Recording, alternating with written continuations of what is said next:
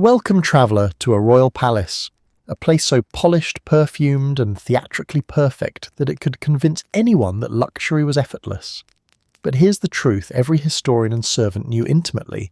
Palace perfection wasn't powered by magic, elegance, or even good architecture.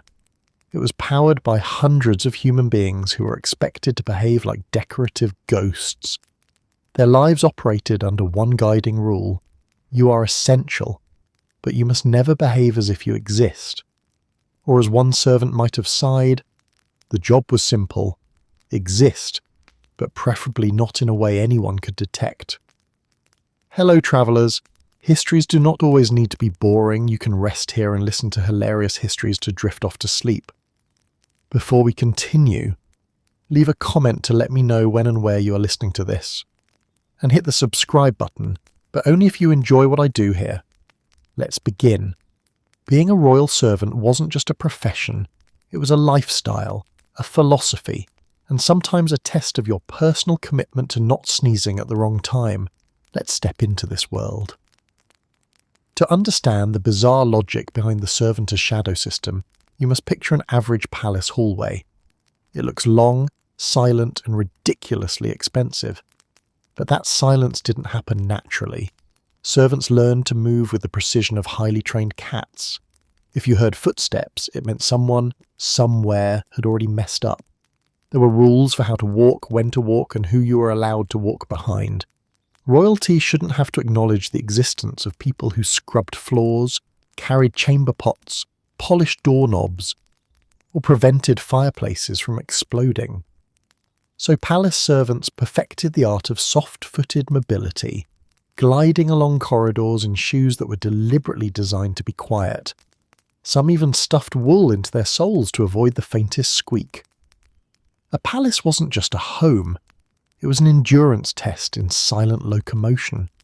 Silence wasn't just valued, it was enforced with the kind of seriousness most countries reserve for tax law.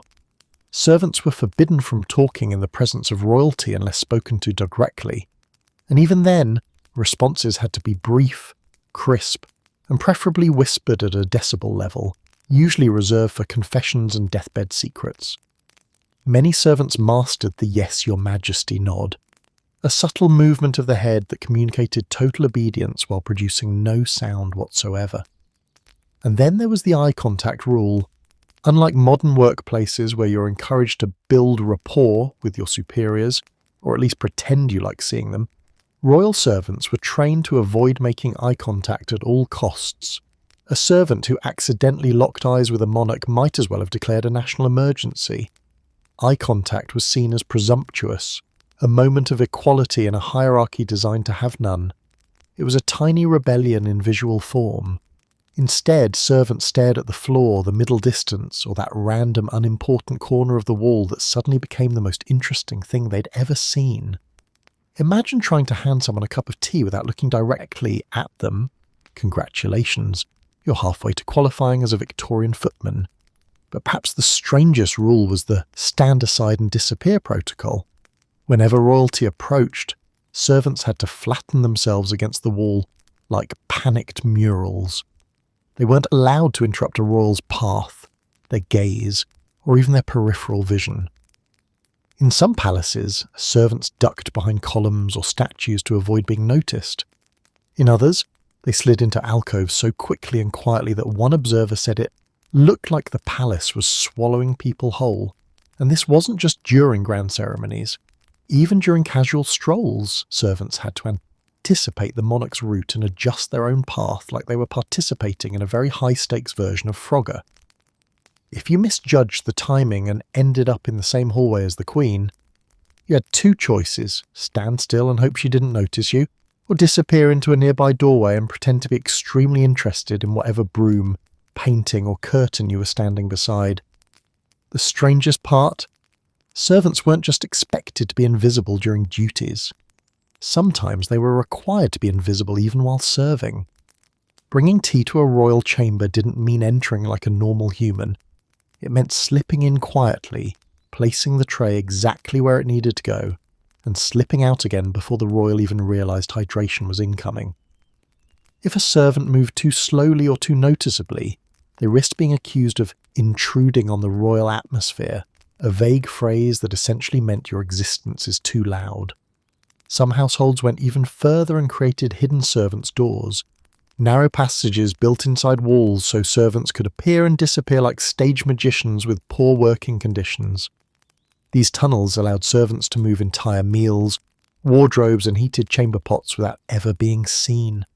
Imagine being paid to work all day while training to leave no evidence of your presence, not even footsteps, voices, or shadows.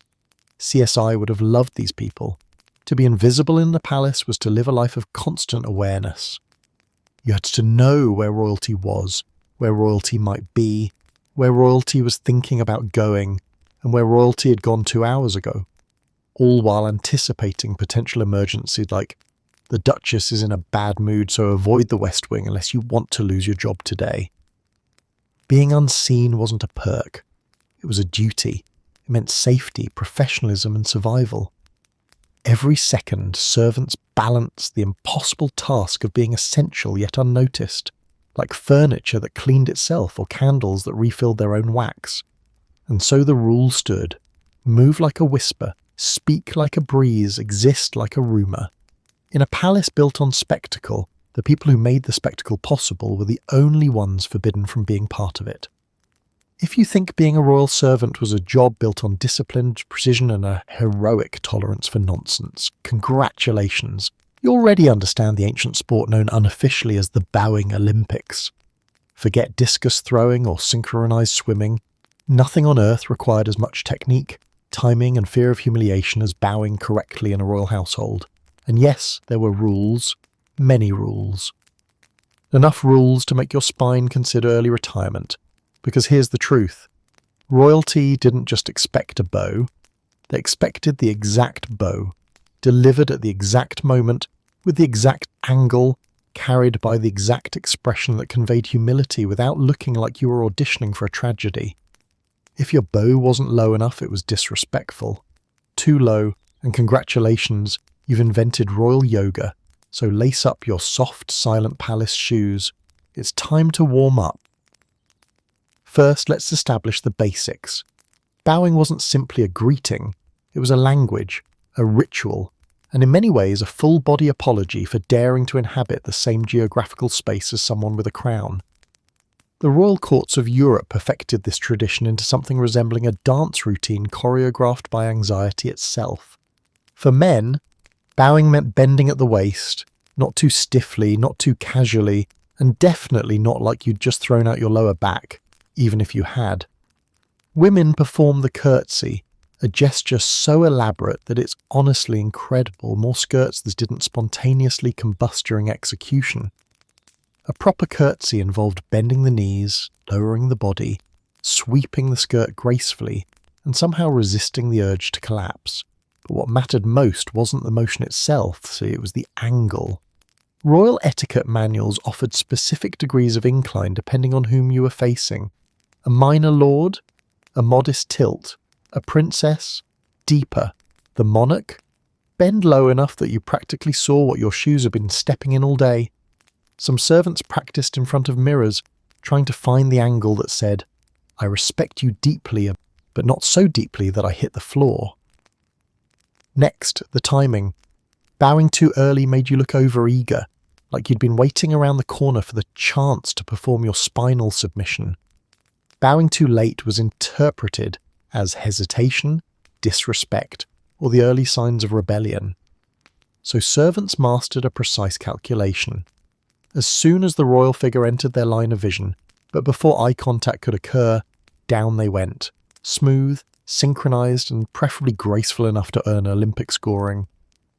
The problem? Royals moved unpredictably. The Queen might pause mid-hallway. The Prince might stop to inspect a painting he'd walked past every day of his life. A visiting Duke might sneeze and bend forward at the exact moment a servant bowed, resulting in the world's most awkward, unplanned, synchronized dip. And when royalty changed direction suddenly, servants had to turn, reset, and perform the entire sequence again. It was less of a bow and more of a cardio workout. There was also a rule about holding the bow. No one agreed on the exact amount of time a servant should remain bent. Too brief and it looked rude. Too long and it looked like you'd forgotten how gravity works. Some households instructed servants to hold the position until the royal passed completely out of sight. Others demanded servants remain bent until dismissed with a subtle nod or gesture that was sometimes so subtle it bordered on telepathic. Imagine being stuck mid-bow because you misinterpreted a royal blink. Now let's talk about location-based bowing. Different rooms required different levels of respect. Bowing in a grand hall, standard depth. Bowing in the throne room, deeper. Bowing in a private chamber, maximum depth, because apparently the more expensive the wallpaper, the closer your head needed to be to your knees. There were even rules specific to staircases. If a servant passed a royal on the stairs, they had to bow or curtsy while maintaining perfect balance, a manoeuvre so treacherous it might as well have been invented by someone who despised servants personally. Many practiced for months just to avoid falling down several stories while trying to show respect. Expressions mattered too. A bow with the wrong facial expression could be catastrophic. Servants had to maintain what one historian called the polite vacuum stare, a look that conveyed humility, attentiveness, and absolutely no personal thought. Smiling, too familiar, frowning, offensively dramatic, looking pained, even if your knees were screaming for mercy. Unacceptable. Your face had to say, "I love bending at a 45-degree angle. This is the highlight of my day." But nothing compares to the repetition problem. Some servants saw royalty dozens of times a day, and each encounter required a brand new bow, performed as enthusiastically as the first one. You couldn't do the discount version by the 5th or 6th meeting. Every bow had to be fresh, committed, and executed with the same polished despair as the first. Servants developed the kind of leg strength dancers would envy. And then there were the surprise inspections, moments when royalty deliberately entered a room quietly to see whether servants would react quickly enough. If you were caught standing upright and unaware, that was it.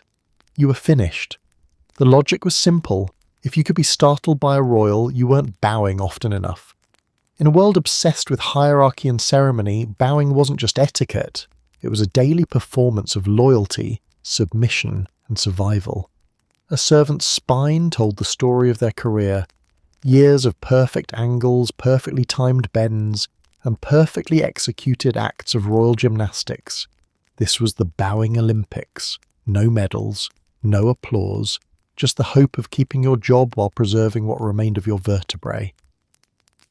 Before central heating, electric blankets, or the basic human right to be slightly comfortable, there existed a group of people whose daily existence revolved around temperature control, not for themselves, of course, but for the fragile royalty who believed their skin should never experience anything colder than a polite spring breeze.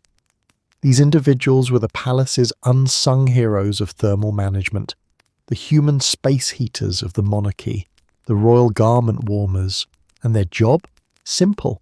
Warm everything. Shoes, shirts, stockings, gloves, cloaks, occasionally crowns, and yes, even the royal toilet seat, because nothing says absolute power quite like expecting someone to preheat your porcelain throne. Put plainly, you weren't a person, you were a human radiator with a job description. To understand why this rule existed, you must imagine a palace in winter. Drafty halls, stone floors cold enough to make penguins shiver, fireplaces that heated rooms inconsistently, warm in front of the flames, freezing everywhere else. And somewhere inside this architectural icebox sat a monarch who believed cold clothing was a personal insult. Enter the clothing warmers. Some servants had to arrive long before the monarch awoke just to prepare garments for their royal exit from bed. The morning began with an assessment. What was the temperature today? How cold were the linens? Were the stockings mildly unpleasant, or could be classified as an act of war? It was a delicate science. If a shirt felt cold to the touch, it was cradled like an infant. Stockings were rolled between the hands until they reached monarch-friendly warmth. Shoes were held near fireplaces, not so close that they scorched, but close enough that slipping into them felt like stepping into a hug. You were half servant, half meteorologist. But warming clothes wasn't just about physical temperature, it was about ritual. For royalty, dressing wasn't something you rushed through. It was a ceremonial experience, a daily performance that reaffirmed their status. And like all ceremonies, it required props set to the perfect degree of comfort, aided by servants who had to calculate temperature with the precision of the laboratory equipment. Too cold? The monarch shivered and glared. Too warm? The monarch flinched and scowled. Just right? The monarch didn't acknowledge you whatsoever, which was the best-case scenario. Some servants developed an uncanny sense of thermal intuition. They could tell by instinct whether a glove was warm enough. They could judge whether a cloak needed 30 more seconds near the fire simply by touching it. These people weren't trained, they were forged by the climate of castles and the threat of losing your job for handing over a chilly sock. One of the strangest duties fell to those assigned to warm the royal underwear. Imagine standing in a freezing stone corridor early in the morning, clutching the monarch's undergarments against your chest to heat them with your own body, knowing full well that the royal posterior enjoyed more warmth than you would see all week. And the toilet seat warmers? That was a job for the bravest. Some households used heated cloths or pans of warmed metal. Others simply had servants sit on the wooden seat until it reached a toasty, user-friendly condition. Picture it. You're sitting there, warming the royal latrine like a loyal cushion, knowing your replacement is waiting outside the door for their shift. This wasn't a job. It was a rotational system of bottom-based sacrifice. Footmen and valets also had to warm items by wearing them temporarily. Shoes were slipped onto servant feet to soften the leather and heat the interior. Gloves were worn by servants to make them more pliable for royal hands.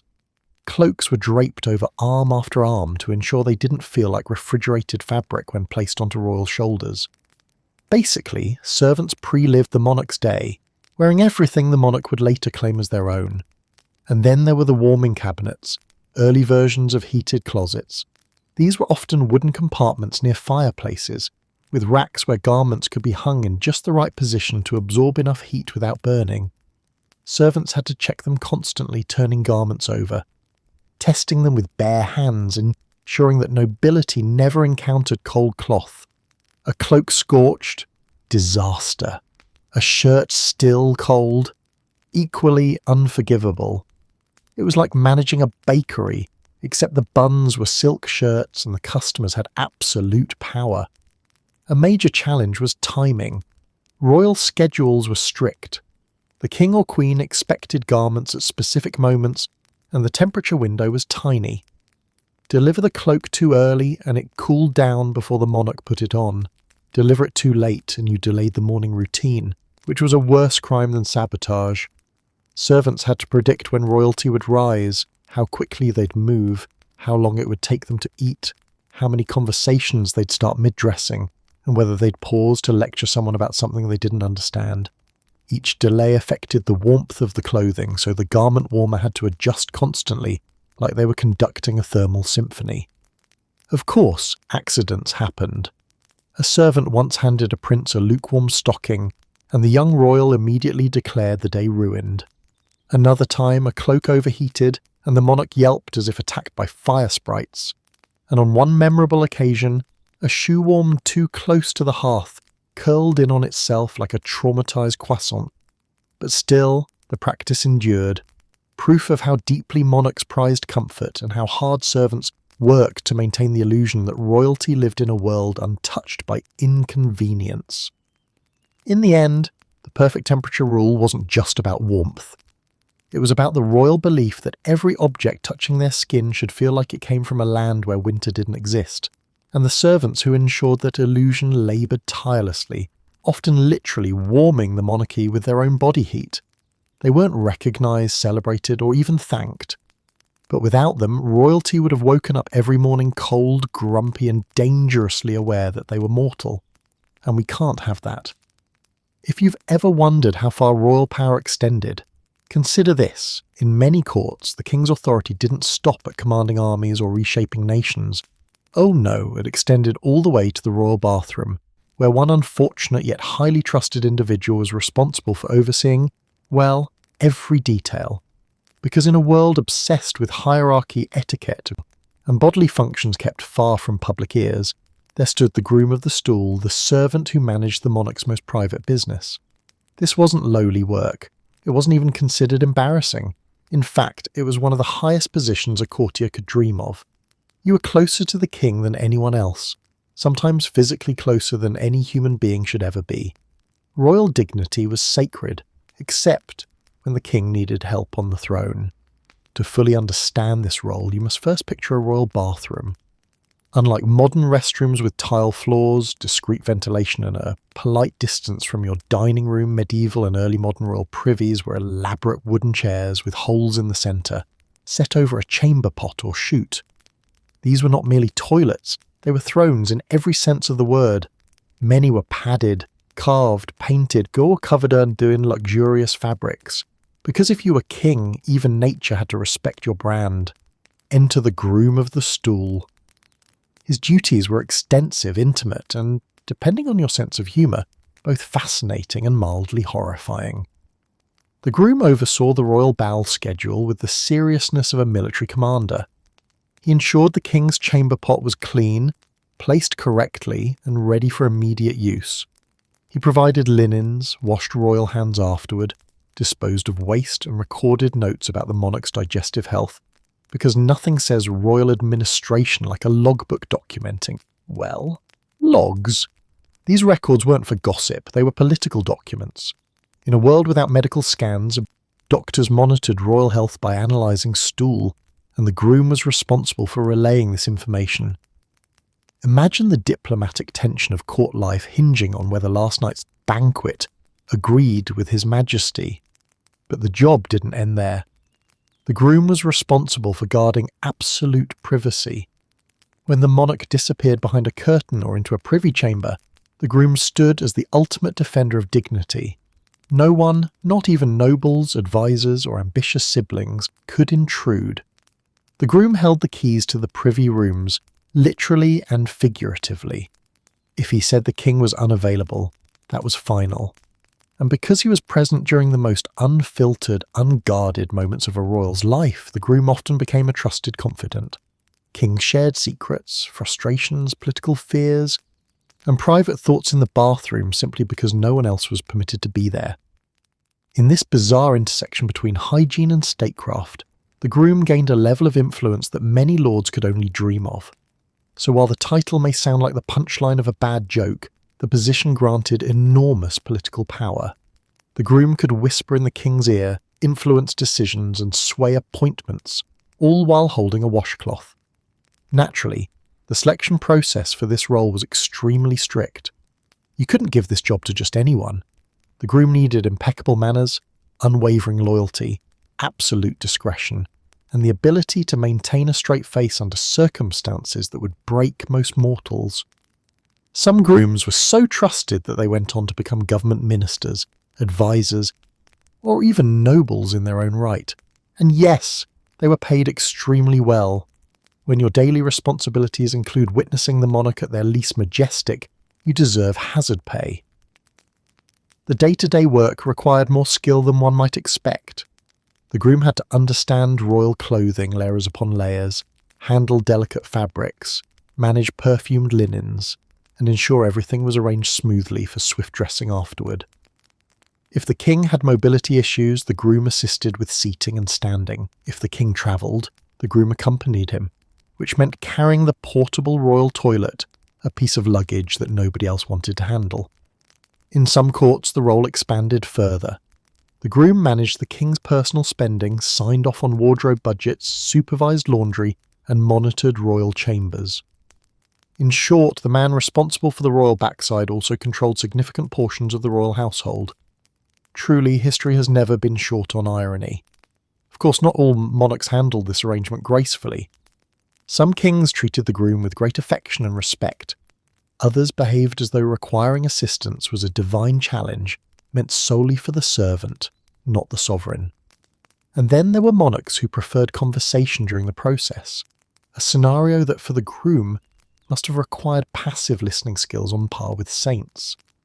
Still, the job persisted for centuries. It survived regime changes, wars, reforms, and shifting attitudes toward privacy. Eventually, as indoor plumbing improved and notions of personal space evolved, the position transformed, duties were reduced, responsibilities shifted, and one day the monarchy quietly retired the job altogether, a change many servants likely celebrated with heartfelt relief. Yet the legacy remains. The groom of the stool is one of the strangest, most astonishing reflections of royal life. A reminder that power comes with peculiar rituals, that status doesn't eliminate vulnerability, and that even kings, queens, and emperors were, despite all claims to the contrary, human beings with very human needs. And somewhere in history, a servant stood nearby, ready with linen cloths and impeccable posture, guarding royal privacy with unwavering loyalty, because the king could conquer nations, but he certainly couldn't manage his own chamber pot. If you have ever complained about your morning routine, brushing your hair, fixing a cowlick, wondering why humidity hates you, take comfort in this. At least nobody was standing next to you with a tray of scented oils, diplomatic level of anxiety, and the constant fear that if they sneezed anywhere near your head, they could accidentally commit social treason.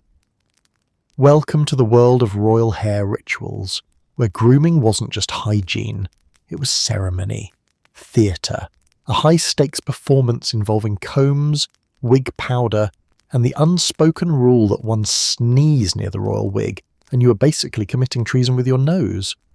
Royal hair care was an entire industry. In many courts, the monarch's head wasn't just a head, it was a political broadcast system. A good hairstyle conveyed power. A bad one sparked rumours, revolts, or, in France, international fashion crises. This was why the servants responsible for hair, valets, chambermaids, wig keepers, perfumers, and sometimes a full glam squad, endured training that made modern cosmetology school look like arts and crafts. Let's begin with the royal combing ritual, a daily and sometimes twice daily practice that required absolute precision. Servants approached the monarch's hair like archaeologists uncovering ancient relics, slowly, respectfully, and with silent prayers that nothing unexpected lived inside it. Because depending on the era, royal hair products ranged from slightly sticky to could be classified as structural glue. Many monarchs slept in elaborate protective nightcaps designed to preserve curls, braids, or towering structures of hair that defied physics. Removing these caps required gentle fingertips and the kind of emotional composure usually reserved for bomb disposal experts. Once uncovered, the royal hair needed detangling, but not the ordinary kind. No yanking, no tugging, no grimacing. A single wince from the monarch could send a servant into weeks of job insecurity. Instead, combing had to be smooth, respectful, and rhythmic, creating the impression that royal hair naturally behaved itself, even though every servant knew the truth. No hair, not even royal hair, wakes up looking like the portraits. But combing was only the warm-up. The real artistry began with styling. Royal hairstyles were rarely simple. Queens might require braids threaded with pearls, kings might need curls arranged just so. Some monarchs demanded symmetrical locks that had to be measured with literal string. And royal children, well, they often hated the entire process, which meant hairdressers were also part-time entertainers, magicians, and amateur negotiators. In many palaces, hairstyles weren't just personal preference, they were symbols of dynastic identity. A single misplaced curl could send the court chattering. A crooked braid could hint at disarray. So yes, stakes were high. Then came the wigs. The wigs, monuments of hair, sculptures of vanity.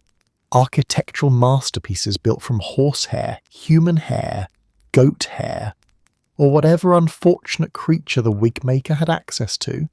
Some were powdered until they resembled frosty mountains. Others were curled, stacked, teased, and pinned with enough force to anchor a ship. Maintaining royal wigs was a full-time job. Each had to be brushed, repowdered, perfumed, cleaned, and kept on special stands resembling tiny mannequin heads. Servants responsible for wigs were essentially caretakers of historical artifacts, except the artifacts could be suddenly requested at any moment with the demand, "Bring me my formal hair," and heaven help the servant who placed the wrong wig on the wrong day.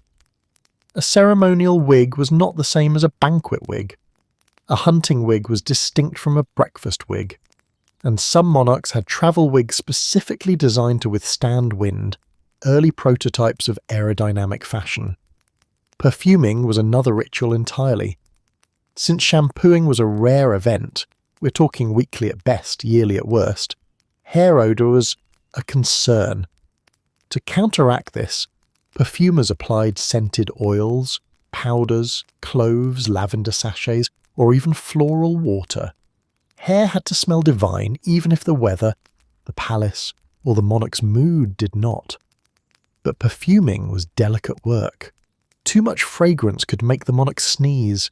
Too little allowed natural aromas to return. And a sneeze, as established, was catastrophic. Either the monarch sneezed and destroyed the hairstyle, or the servant sneezed and destroyed their career. Some courts even had the no-breath rule. Servants were instructed to hold their breath while adjusting the crown or finalising curls. A faint breath on the wrong strand was an offence to the hair gods. Which brings us to crowns. Crowns were heavy, pointy, and often unstable. Placing one required absolute focus, steady hands, and nerves of steel. A crown placed too far back made the monarch look confused. Too far forward made them look startled. Uneven placement sparked gossip that the ruler was imbalanced, politically or emotionally. Worst of all, if the crown snagged a hair, even at one hair, you were doomed. Royal hair was sacred. Royal scalp integrity was political stability. A badly placed crown was practically a constitutional crisis.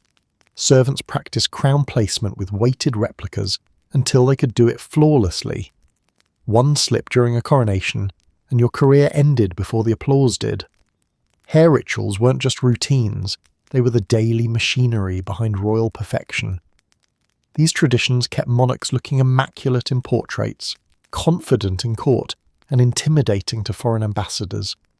And behind every flawless curl or immaculate braid stood a servant who had spent years perfecting the skill of making hair behave.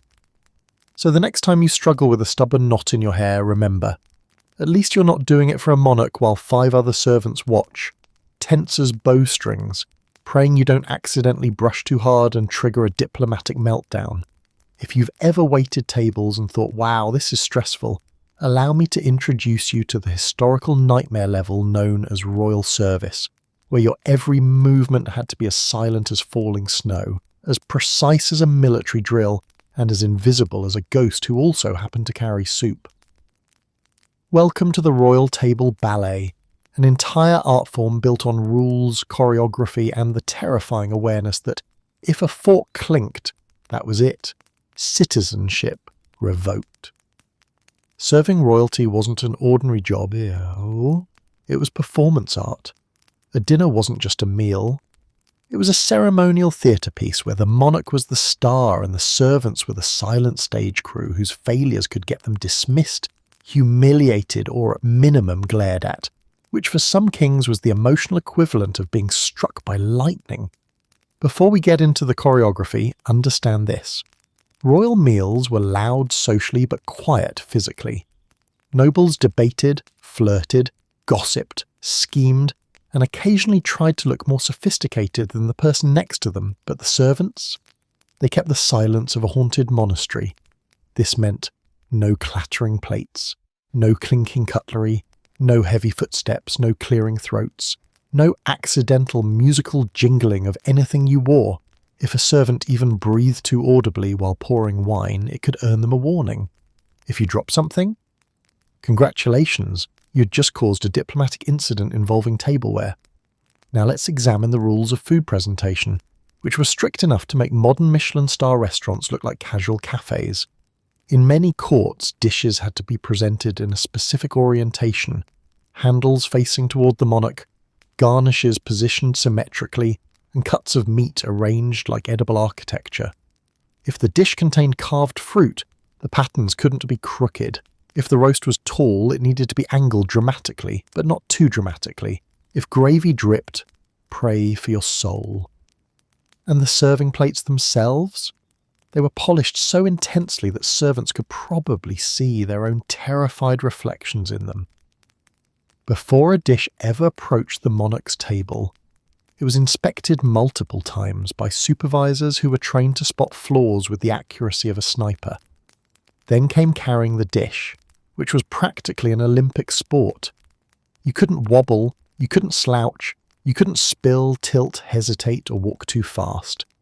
The proper speed was studied and rehearsed, slow enough to maintain dignity, quick enough to prevent food from cooling, smooth enough that the soup inside bowls didn't create ripples that suggested turbulence. And trays, those things were heavy, often metal, sometimes gold, always nerve-wracking. Some servants practiced by carrying buckets of water balanced on trays for hours until they could cross a room without a single ripple. A servant who could glide with a tray was more valuable than one who had conversational skills, personality, or a day off. Now for placement, the moment of truth.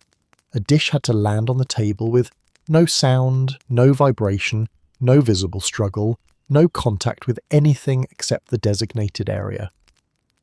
Some palaces even had shadow placements, where the servant rehearsed placing an invisible dish over and over until the muscle memory was so deeply ingrained it could carry them through moments of panic.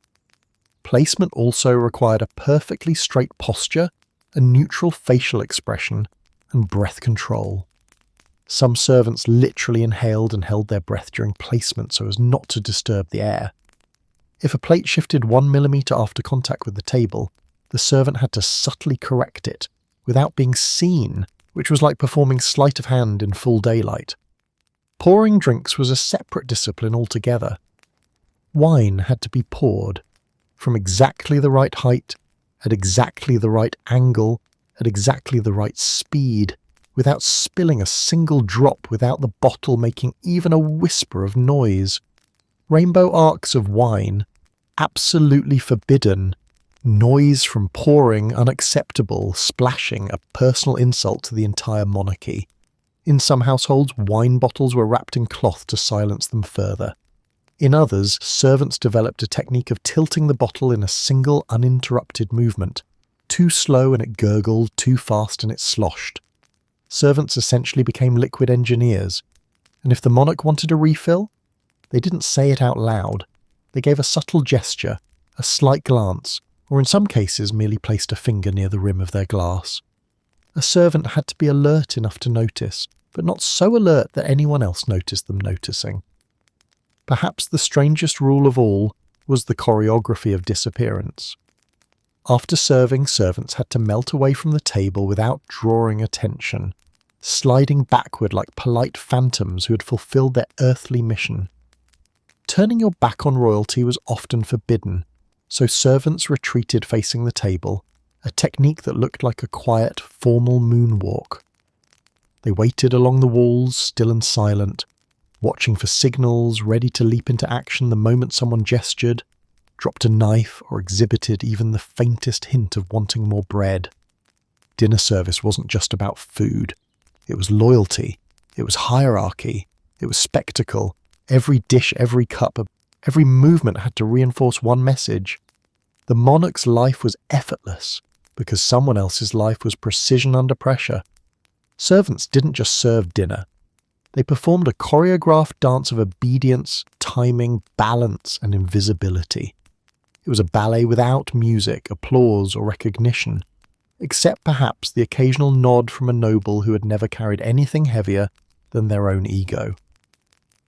Imagine spending your entire day roasting a perfectly seasoned swan, basting it with herbs, glazing it with honey, arranging it on a platter with fruit that cost more than your monthly wage. And then, after admiring your work for precisely 3 seconds, you turn around to eat your own dinner, bread that tasted like sadness. Welcome to the bizarre culinary divide of royal households, where servants handled the most luxurious foods on earth, yet were barred by rule, by status, and sometimes by actual physical separation from eating anything remotely similar.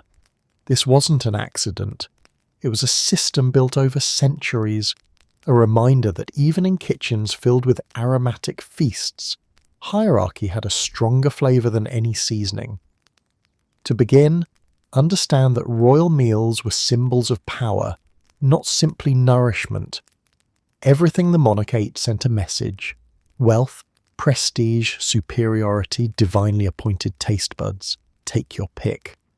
Roast peacocks with restored feathers, golden pies hiding whole birds inside, sugar sculptures, mountains of imported spices, fish delivered alive so they could be killed at peak freshness, pastries shaped into castles.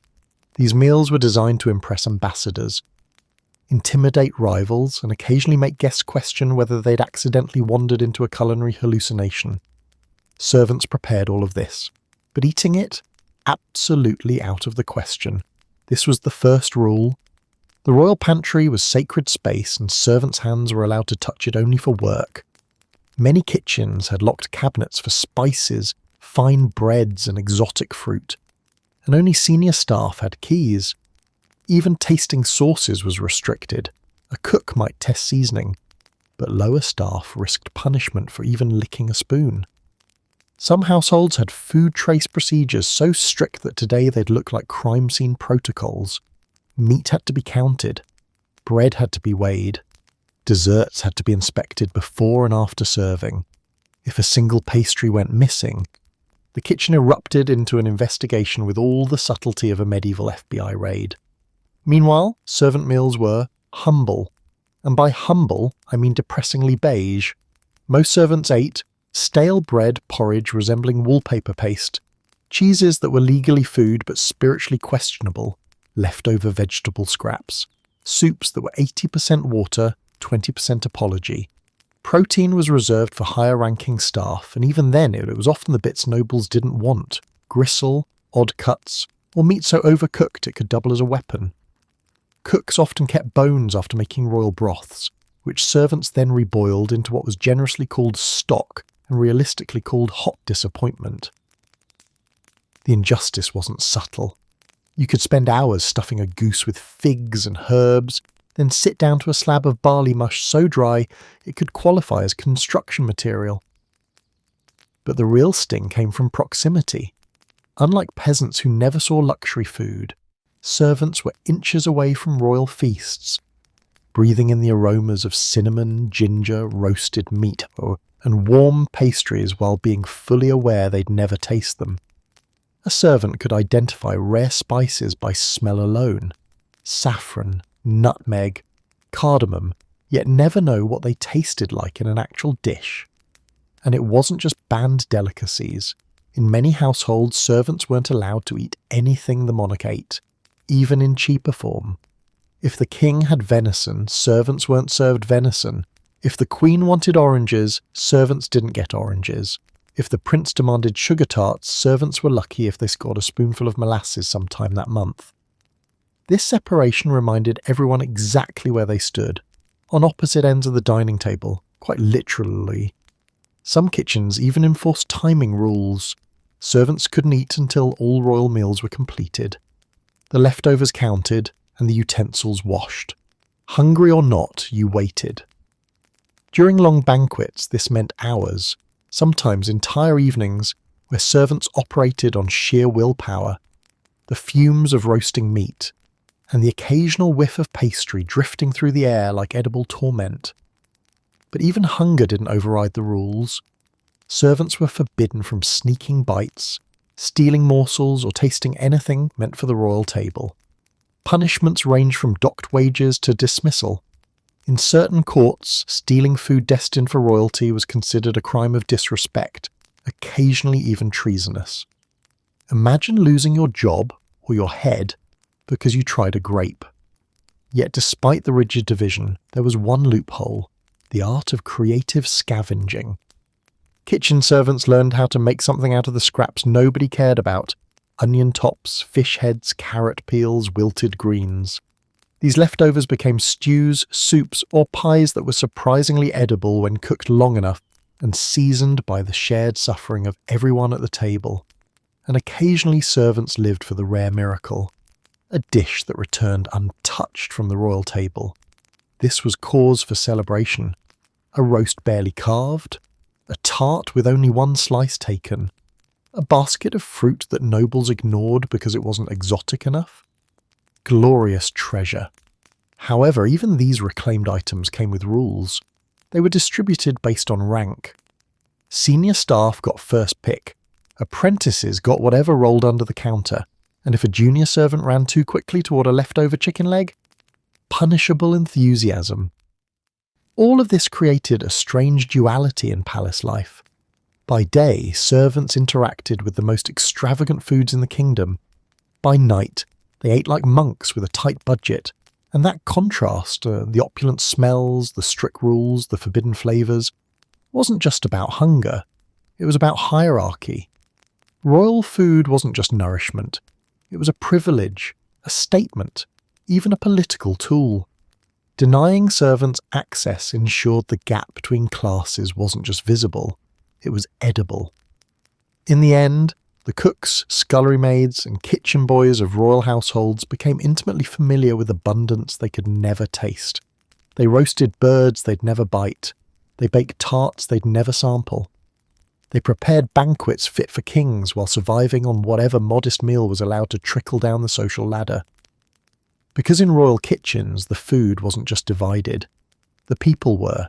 If you've ever opened your closet, stared at the chaotic mess of shirts you forgot you owned, and thought, wow, this is overwhelming, then allow me to introduce you to a profession that would send your modern brain spiralling into a state of pure existential panic. The royal wardrobe staff, also known as the valets, dressers, linen keepers, and fabric custodians whose daily job involved managing so many garments that losing one royal sock could cause what diplomats politely called a minor international incident. Because when you serve a monarch, a wardrobe isn't a wardrobe, it's an ecosystem, a fortified museum. A textile-based universe with its own laws of physics and its own staff dedicated to preventing fashion-related catastrophe. To understand the magnitude of this responsibility, picture the typical royal wardrobe of a monarch in the 16th, 17th or 18th century. It wasn't a walk-in closet. It wasn't even a room.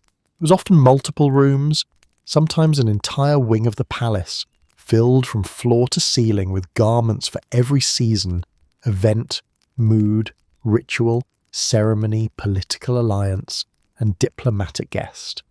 There were hunting outfits, riding outfits, mourning outfits, religious outfits, coronation outfits, portrait outfits, banquet outfits, semi-formal outfits, outfits for wearing while thinking, and the dreaded informal, formal outfits that nobody understood but everyone nervously maintained anyway.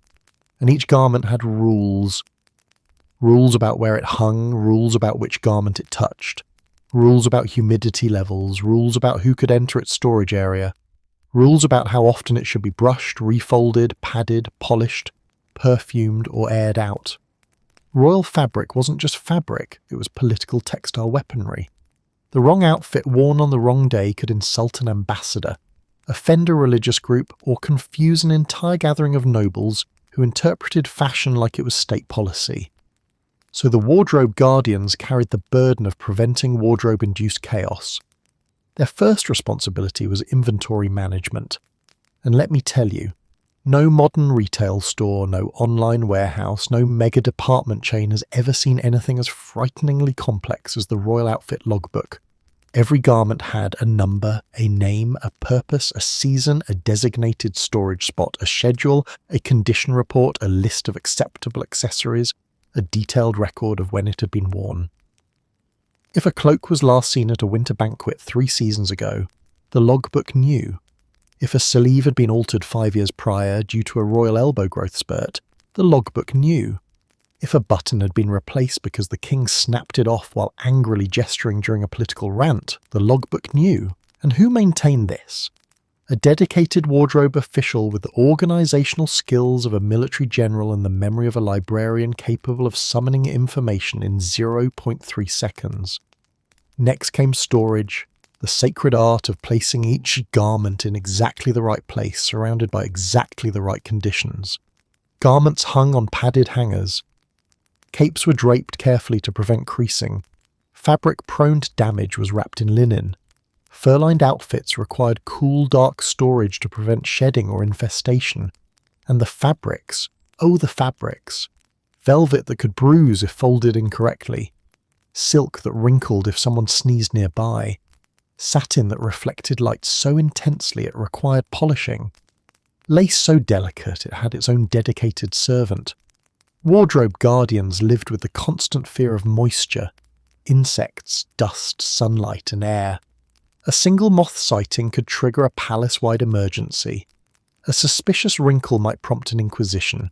A spilled drop of water could cause a royal meltdown, the kind where monarchs mutter things like, "Has no one any respect for my dignity?"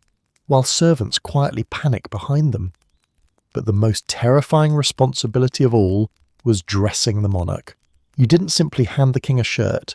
You performed a ceremonial dressing routine that required choreography, timing, and psychological endurance. It could take 2 to 3 servants just to maneuver a monarch into a formal coat. Some coats were so stiff they practically stood upright on their own.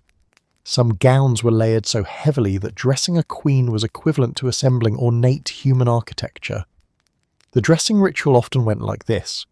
One servant, the lead valet, positioned the garment. 2 others supported the sleeves. Another servant knelt to adjust the hem. Someone else laced the back. And a supervisor stood behind everyone to ensure they didn't disturb the royal aura. And the monarch? They stood there making comments like, "It pulls too tightly here," or "The left sleeve feels authoritative, the right sleeve does not." Heaven forbid a seam pinch their skin, heaven forbid a collar feel crooked, heaven forbid a badge sit 3 millimeters off centre. Some monarchs had such specific fashion quirks that the wardrobe staff memorized them with the devotion of monks studying sacred scripture. And then there were accessories. Belts, garters, gloves, canes, plumes, jewels, coronets. Each had its own placement rules. A ring worn on the wrong finger was a political message. A sash at the wrong angle, scandal, a missing brooch. Prepare to explain yourself to 3 supervisors and maybe a bishop. The crown jewels had entire teams assigned just to clean them. That meant polishing, brushing, inspecting for loose stones, and placing them in locked cases that required multiple keys, which were carried by people whose whole job was key guardian. In short, wardrobe guardians weren't simply organising clothes. They were preserving the monarchy's visual identity, preventing diplomatic disasters, and protecting the royal ego from the devastating emotional trauma of a missing sock. Their work required memory, skill, steadiness, and the ability to remain calm in situations where a single misplaced garment could alter a ceremony, delay a state meeting, or prompt the queen to utter the chilling phrase, "Where is my preferred cloak?" The one that feels correct. When the sun set over the palace and nobles drifted off to their feather beds, down-filled pillows, and dreams of prestige, another world awoke. A world not of quiet rest, but of constant, bone-deep vigilance. Because the palace never truly slept, and neither did the servants assigned to one of the most exhausting, nerve-wracking duties in royal service, the midnight protocol. Unlike the glamorous daytime routines filled with trumpets, elaborate gowns, and carefully orchestrated ceremonies, the midnight shift belonged to servants who lived in a perpetual state of alert but invisible. These were the night watchmen, chamberlains, candle keepers, hallway attendants, and emergency staff whose entire existence revolved around being awake, present, useful, and absolutely silent. Imagine being tired and knowing that yawning too loudly could end your career. Welcome to the graveyard shift of royal labour. Once the palace lights dimmed, its personality changed completely. The grand halls that once hosted elegant receptions now stretched out like dim cavernous tunnels. Tapestries rustled faintly with draughts. Marble floors echoed with the slightest sound. Shadows lurked in every corner, waiting for any servant foolish enough to wander without caution. But while the nobles slept peacefully under embroidered blankets, the servants' night was just beginning. Night staff were divided into highly specific roles.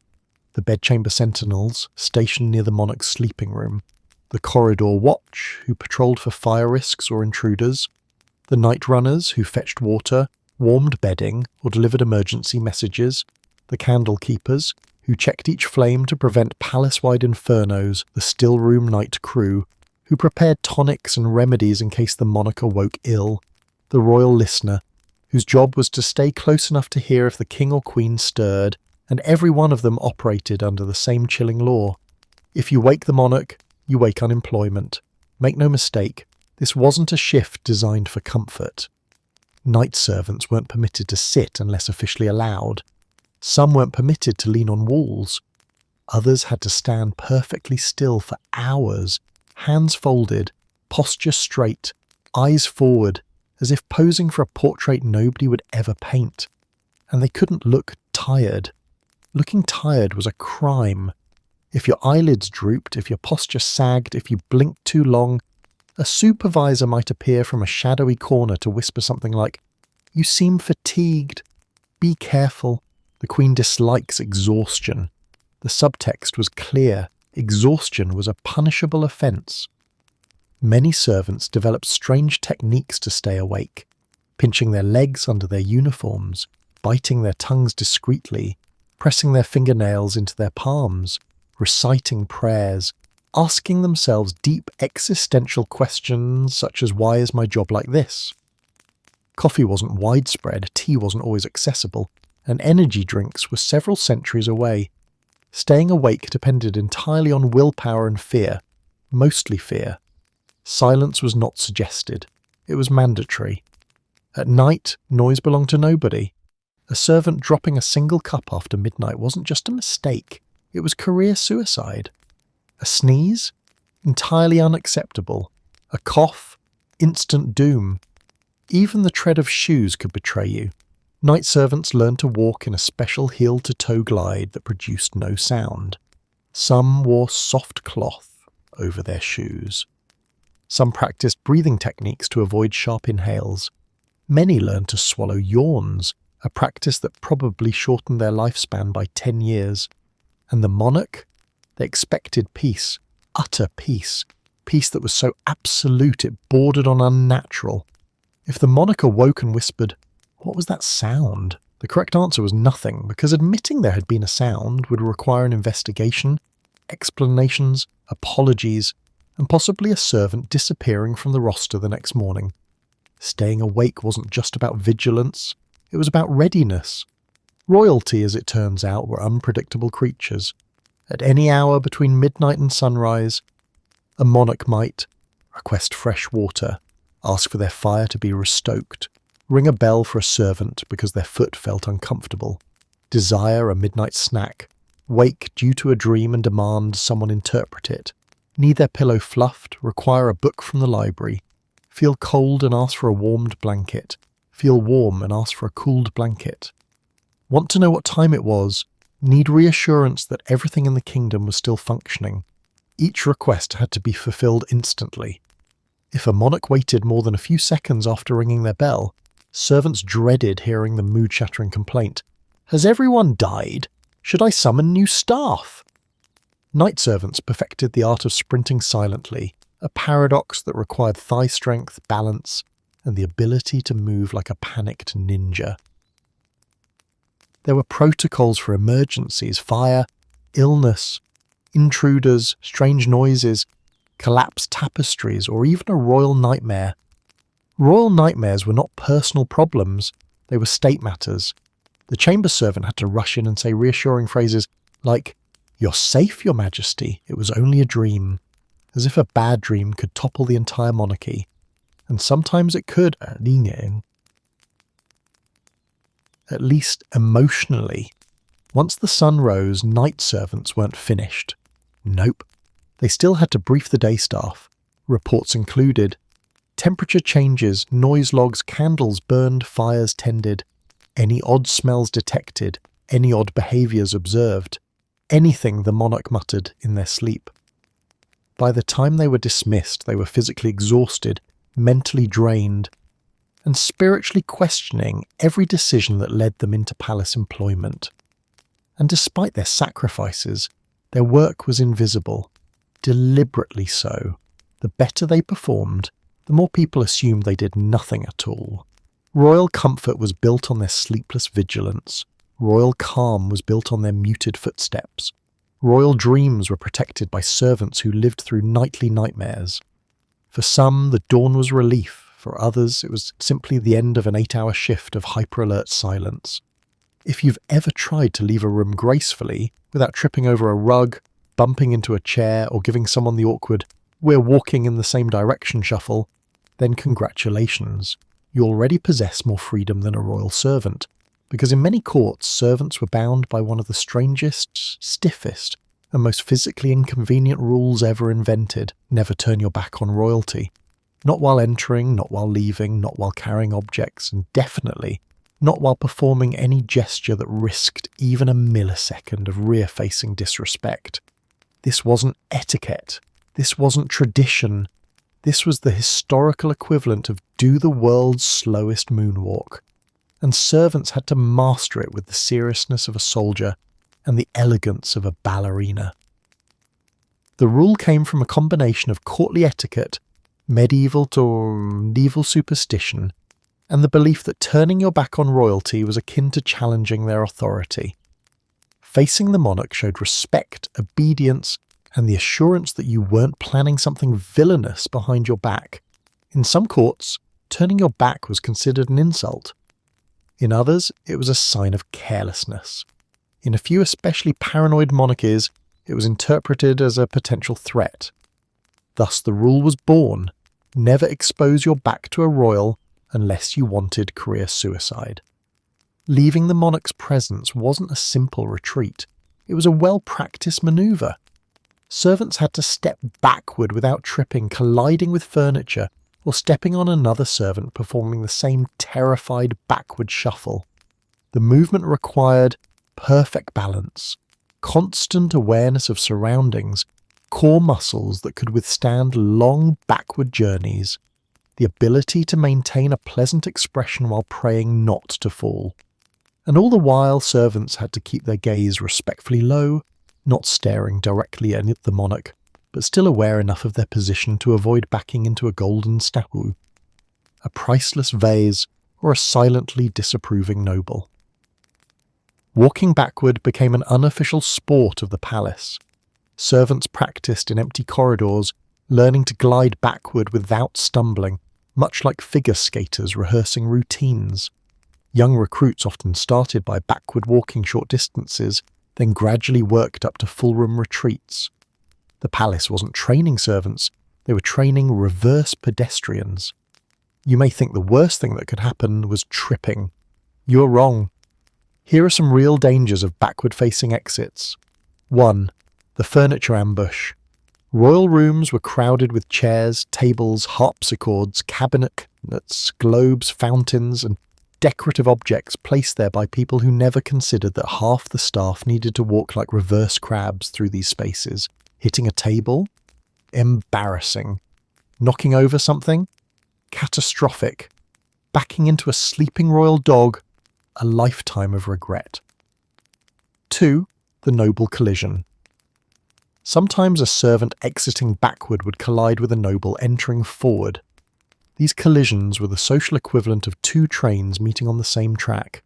No one wanted to be blamed, but the servant always was. 3. The curtain trap. Heavy curtains lay in wait like silent predators. One wrong backward step and you'd find yourself tangled in brocade performing an accidental disappearing act in front of the monarchy. 4. The infinite retreat. Some royals expected servants to keep walking backward until they disappeared from view. Unfortunately, some rooms were extremely large, meaning servants travelled backward like they were reversing through a football field. Take a simple scenario. The king asks for a document. A servant delivers it. The servant bows. The king nods. The servant must then bow again, step backward gracefully, avoid stepping on rugs that slide, skirt around a table without looking, keep backward momentum safely until the doorway is reached, then back through the doorway, the final boss of this challenge. Only turn around once far enough away from the monarch's line of sight. Every exit was a choreography of terror and elegance. Some monarchs took the rule so seriously that servants had to serve drinks while facing the monarch, hold trays sideways while backing away, adjust clothing without turning, deliver objects using impeccable reverse coordination. Imagine backing away while holding a pitcher of wine, ensuring no spill, no noise, no collision, no backward disaster. Servants were essentially doing complex spatial math while performing a backward waltz. In one court, servants were forbidden from turning even when leaving the room for emergencies. A fire could break out, and the servant would still be forced to back away respectfully before sprinting for help. It sounds ridiculous, because it was. Many royal households provided unofficial training for new servants, teaching them how to step backward without overbalancing, how to pivot backward around obstacles, how to sense what was behind them using peripheral vision, how to maintain composure while doing something fundamentally unnatural. Veteran servants had the uncanny ability to back out of a room without disturbing even a dust mote. They were the ghosts of palace etiquette, silent, smooth, and always facing the monarch like respectful reverse-moving portraits. Why did this rule last so long? Because it wasn't about convenience. It was about reinforcement of hierarchy. Facing royalty at all times declared, "You're important, I am not. Even my direction of travel recognizes your superiority." This was etiquette weaponized, movement as social obedience, and for centuries servants complied no matter how physically absurd it was. Eventually many courts relaxed the rule, realizing that requiring half the staff to walk backward wasn't sustainable. But echoes of the tradition lingered in royal ceremonies, aristocratic households, and formal rituals. Even today, certain monarchs are approached or exited from with controlled choreography, though thankfully, modern staff are allowed to walk forward like the rest of humanity. Still, for hundreds of years, legions of servants perfected the art of moving backward gracefully, proving that in a royal palace, even walking could become a symbol of loyalty. And if a servant managed a flawless backward exit without tripping over anything, they didn't just leave the room, they left with dignity. If you've ever sat in summer heat and thought, "Wow, I wish someone would fan me," congratulations. You now understand why royalty loved assigning this task to servants. But unlike modern electric fans that whir politely in the corner, royal fanning required a human being, a giant feathered contraption, perfect rhythm, unwavering posture, and the eternal willingness to act like everything was fine even though your shoulder was actively reconsidering its relationship with your body. Being a royal fan bearer was a job built on one sacred truth. Your arm may fall off, but your smile must remain. To the monarch, the fan was not a luxury. It was a necessity. Heat was undignified. Sweat was unacceptable. Being flushed, glistening, or shiny was tantamount to weakness. So royalty demanded a constant breeze, a breeze that needed to be soft, even, continuous quiet, and never ever directed at their bad side. Yes, even airflow had a good angle. So servants fanned, all day, sometimes all night, during meetings, meals, audiences, prayers, ceremonies, and any occasion in which royalty wished to appear impossibly comfortable. Royal fans were not simple objects. They were enormous ostrich feathers, peacock plume masterpieces, palm leaf constructions large enough to shade small animals, embroidered silk fans woven with gold thread, handcrafted mechanical devices that still needed manual operation. Some fans were taller than the servants who wielded them. Some were so ornate that holding them incorrectly was considered an insult to artistry. Some were so delicate that a strong wind, ironically, could damage them. The fan bearer had to know every fan's quirks, which ones were too heavy, which ones wobbled, which ones rustled too loudly, which ones caught air unevenly, which ones the queen loathed for reasons no one dared question. This wasn't just fanning. It was equipment management at the level of a professional athlete. To fan royalty, You couldn't simply wave your arm like a tired parent trying to keep mosquitoes away. No, there were rules. Wind speed must be gentle, not gusty, consistent, not choppy cool, not cold relaxing, not distracting.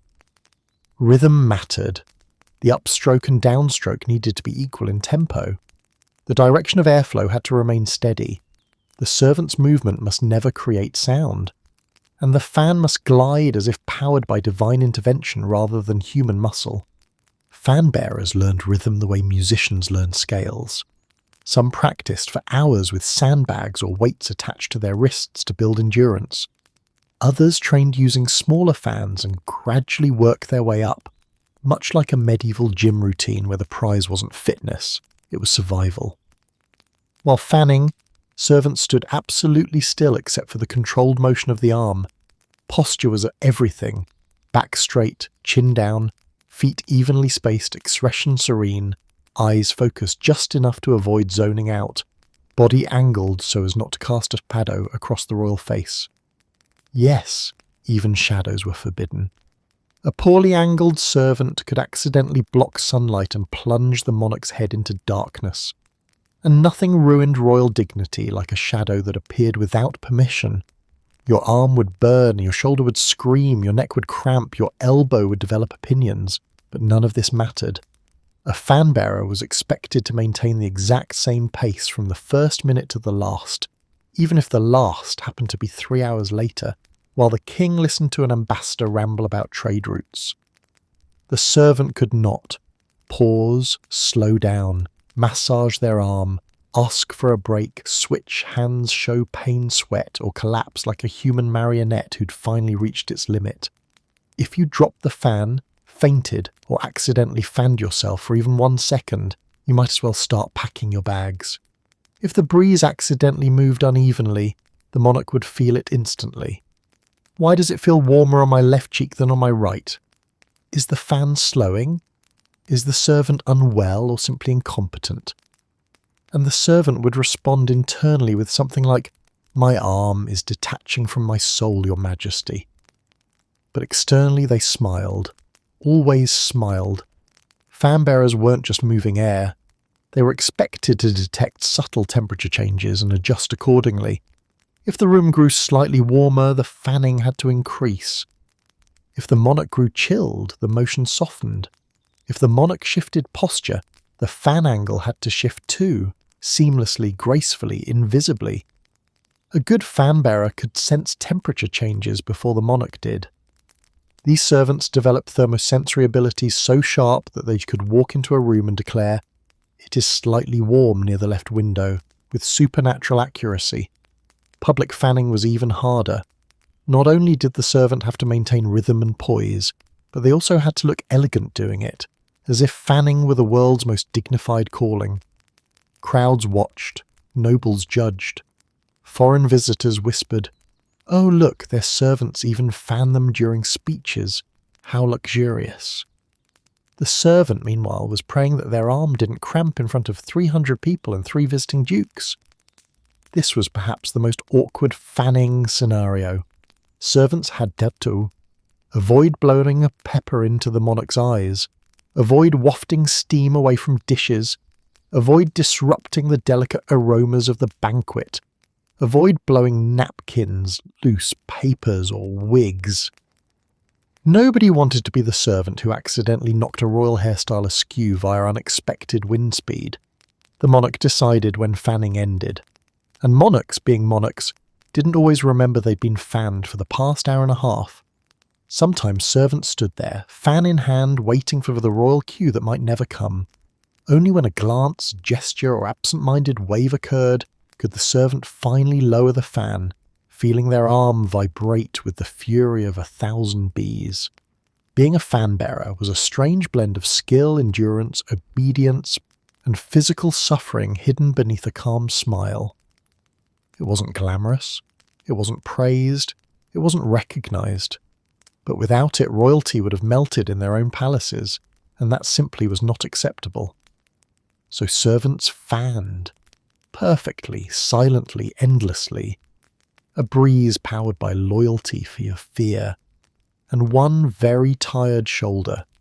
Before deodorant, before Febreze, before lightly scented candles that promised tranquility but smell like vanilla, had a nervous breakdown. There existed a group of palace servants whose entire career revolved around one mission: make royalty smell magnificent and make everything else smell like it doesn't exist. They were the Perfumebearers, the warriors of fragrance, the defenders of dignity in a world where bathing was optional, hygiene was negotiable, and summer heat turned royal palaces into human-scented disaster zones. Their daily reality: your job was to make the palace smell like roses while ignoring that everyone hadn't bathed since last Tuesday. To understand why Perfumebearers existed, simply imagine a palace in the 15th, 16th or 17th century. Hundreds of people, thousands of candles burning animal fat, kitchens producing smoke and steam, no plumbing, no ventilation, a dozen dogs roaming the halls, rooms heated by smoky fireplaces, wool clothing absorbing every scent like gossip sponges. And in the middle of this aromatic battlefield sat the monarch, who demanded air so fragrant it could put a garden to shame. Enter the Perfumebearers. These servants used an impressive array of tools, each one carefully selected to wage war against unpleasant smells. Their arsenal included incense burners swinging like medieval air fresheners, perfume sprayers filled with rosewater, citrus and spice, pomanders, scented balls held in purses or attached to belts, scented cloths used to wipe surfaces, and, occasionally, people. Herb bundles tucked into tapestries and furniture, liquid perfumes dabbed on door frames, curtains and linens, dried lavender sachets hidden under cushions, orange peels stuffed with cloves, the Renaissance's answer to "please don't breathe near me." These servants didn't just mask odours, they strategized against them. If a certain hallway was known to smell suspiciously like wet dog, they set up incense traps. If a room was prone to mildewy drafts, they layered the space with rosemary and sage. If royalty entered a room, the scent had to hit them before the air did. Perfumebearers were the palace's invisible aromatherapists. A perfumebearer's goal was simple: eliminate odours before anyone noticed. This required supernatural levels of anticipation. They had to know, when royalty were approaching, which rooms were vulnerable, who had sweaty tendencies, which areas of the palace trapped the worst smells, how long incense lasted, how strong to spray perfume without overwhelming anyone, which scents the monarch preferred based on mood. Some monarchs wanted sweet florals, some wanted sharp citrus, some wanted musky notes that screamed, "I own the world and the air within it." A good perfume bearer adjusted scents according to time of day, season, occasion, and whether the queen was likely to say things like, "Why does the hallway smell faintly unpleasant?" That faint unpleasantness, a servant's worst nightmare. Now let's talk about the real enemy. Humans. Bathing was a luxury. Soap was expensive. People sweated. People wore heavy fabrics. People shared rooms. People sat close together. People occasionally died in their beds without being discovered immediately. The perfume bearers fought all of this. They walked behind nobles carrying pomanders for emergencies. They swept through crowds before ceremonies. They dabbed perfumed water on the monarch's cuffs and collars. They even perfumed wigs, because a wig worn in summer heat was a biological hazard. And yes, sometimes they had to smell offenders before deciding what scent was powerful enough to counteract them. If a noble approached smelling like he'd been wrestling goats, perfume bearers subtly glided behind, spraying, wafting, deploying fragrances like emergency medics with magical floral smoke. Royal presence was an illusion of perfection. That included olfactory perfection. When visitors came to court, they expected glittering room, grand ceilings, impressive murals, an air that suggested heaven but richer. A foul smell could be interpreted as a sign of decline, evidence of poor management, a spiritual failing, a bad omen. No one wanted the ambassador of Spain to think the English court smelled like turnip soup and damp wool, so perfume bearers hovered constantly, patrolling scent zones like guards protecting expensive air. But here's the twist. Too much perfume was just as dangerous as too little. If scents were too strong, the monarch sneezed. If the monarch sneezed, everyone panicked. A sneezing king could be interpreted as a sign of weakness, a health concern, a divine warning, or simply, who dared perfume their room improperly? So the perfume bearers needed exquisite balance, the perfect ratio of flowers to funk. They were the sommeliers of scents, the chemists of cleanliness, the strategists of survival. Personal perfuming was a ritual, wrists dabbed, neck sprinkled, hair brushed with scented powder, clothing misted, gloves rubbed with aromatic oils. Royalty needed to smell magnificent at all times. Because a monarch's scent wasn't just personal hygiene, it was politics. The right fragrance could convey wealth, refinement, and divine favour. The wrong fragrance, it could lead to whispers. Whispers led to rumours. Rumours led to reputational disaster. Perfume bearers held the kingdom's nose and reputation in their hands. Being a perfume bearer required strong arms, a stronger stomach, quick reflexes, keen senses, excellent memory, stealth abilities, and emotional resilience. They had to smile through unpleasant tasks, ignore odours that no human should endure, and maintain an aura of effortless grace while wielding a smoking censer like a medieval air purification system. But their work mattered, more than almost anyone realised.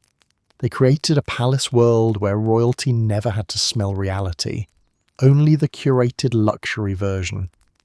If you think your workplace has drama, office gossip, whispered complaints, suspiciously timed coffee breaks, imagine working in a palace where every conversation, every raised eyebrow, every sigh, every side comment about someone's hairpiece was quietly recorded by the very people bringing you tea.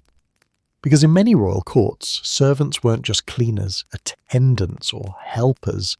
They were etiquette spies, tasked with listening, observing, and reporting more behaviour as if they were part of an elite intelligence agency staffed entirely by underpaid humans with excellent hearing. In short, you were basically a walking unpaid royal surveillance system.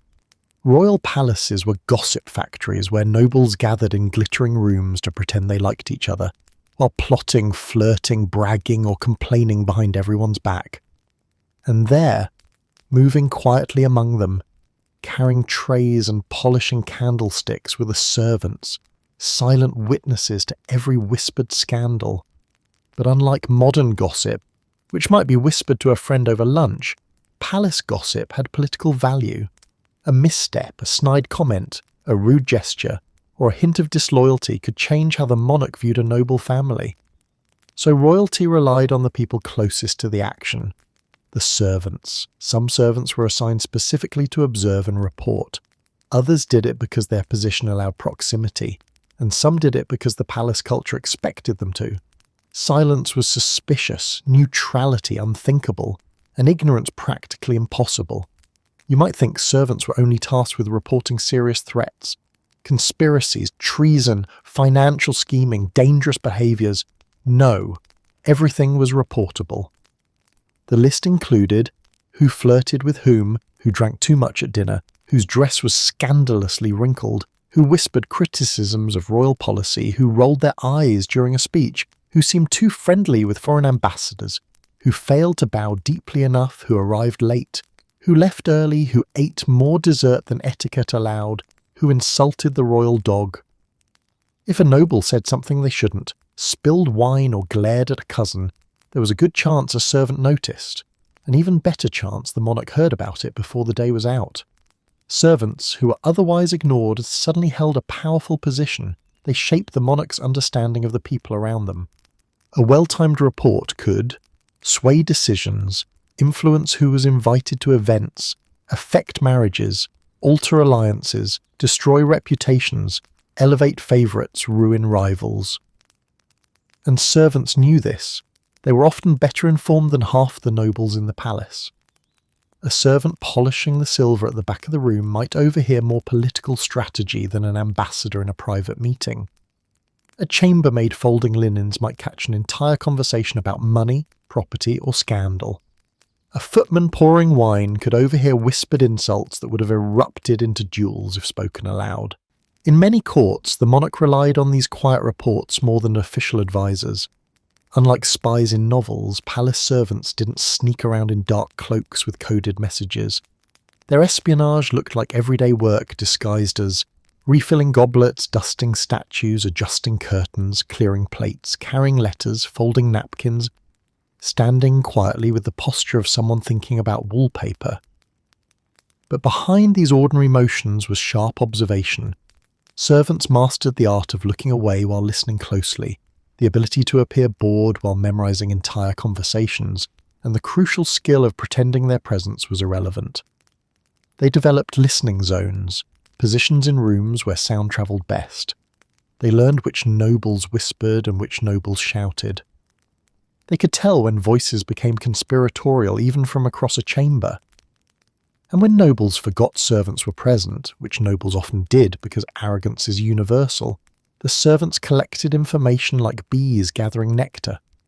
Reports could be delivered in several ways, directly and quietly to the monarch's personal secretary, to a trusted chamberlain through coded notes, via subtle phrases like, "The Count seemed in unusual spirits today, perhaps too unusual."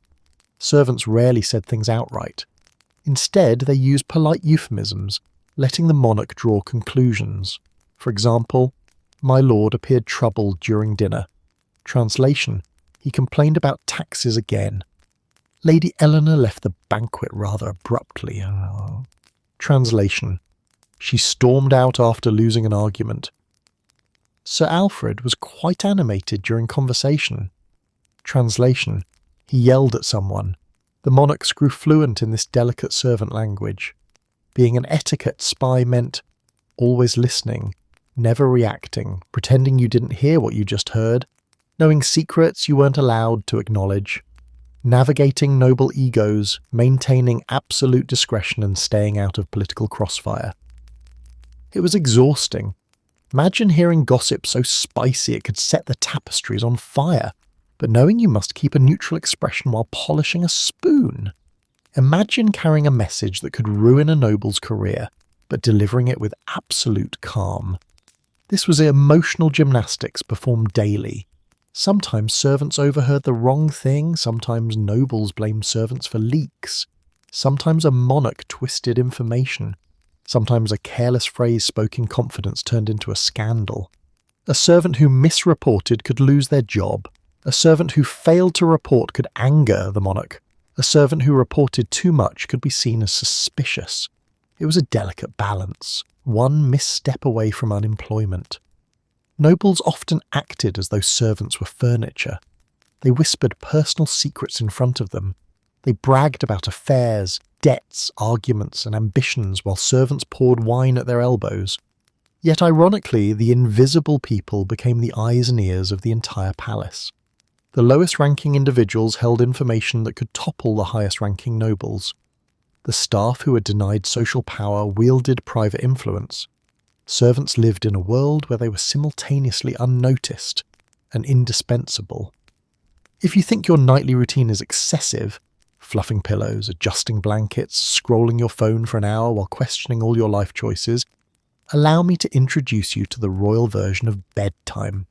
Because in many courts, putting the monarch to bed wasn't just a ritual, it was an event, complete with choreography, props, snacks, spiritual symbolism, personal attendants, and a group of servants whose job was not finished until the monarch officially entered the kingdom of dreams.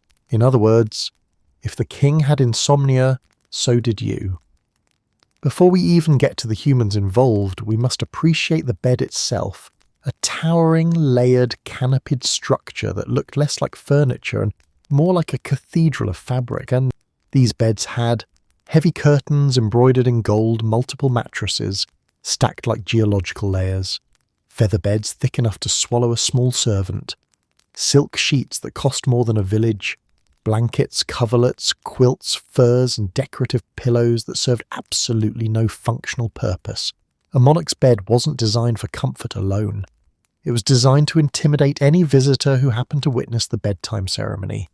The message was clear. Look upon my bed, ye mighty, and despair. Step 1. Preparing the bedchamber. Hours before the royal eyelids even considered drooping, servants began transforming the bedchamber into a sleeping sanctuary. This involved adjusting the fireplace, too warm ill-sweating, too cold its royal rage, brushing and beating dust out of carpets, warming linens by the hearth, perfuming the air with calming scents, checking for drafts were the sworn enemies of monarchy, fluffing pillows until they achieved optimal royal softness. Everything had to be perfect. A slightly wrinkled sheet could ruin the monarch's mood.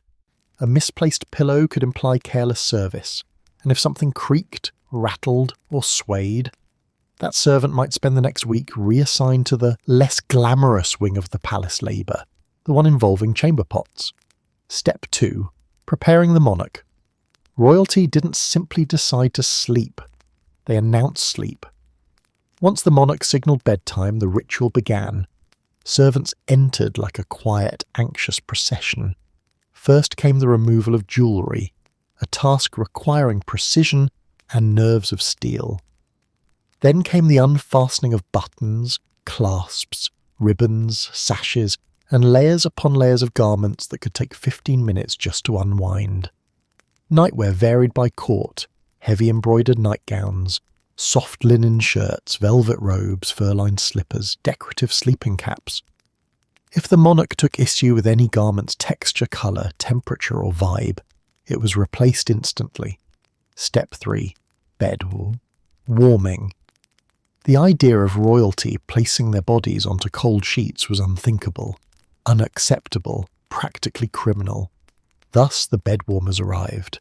They used heated pans filled with coals, bricks wrapped in flannel, hot stones placed under blankets, warmed linens. Occasionally and horrifyingly their own body heat. These tools were placed inside the bed and moved methodically to ensure every square inch of mattress was toasty. Too hot, and the monarch complained of discomfort. Too cool, and the warmers would feel the royal disappointment radiating toward them like a second fireplace.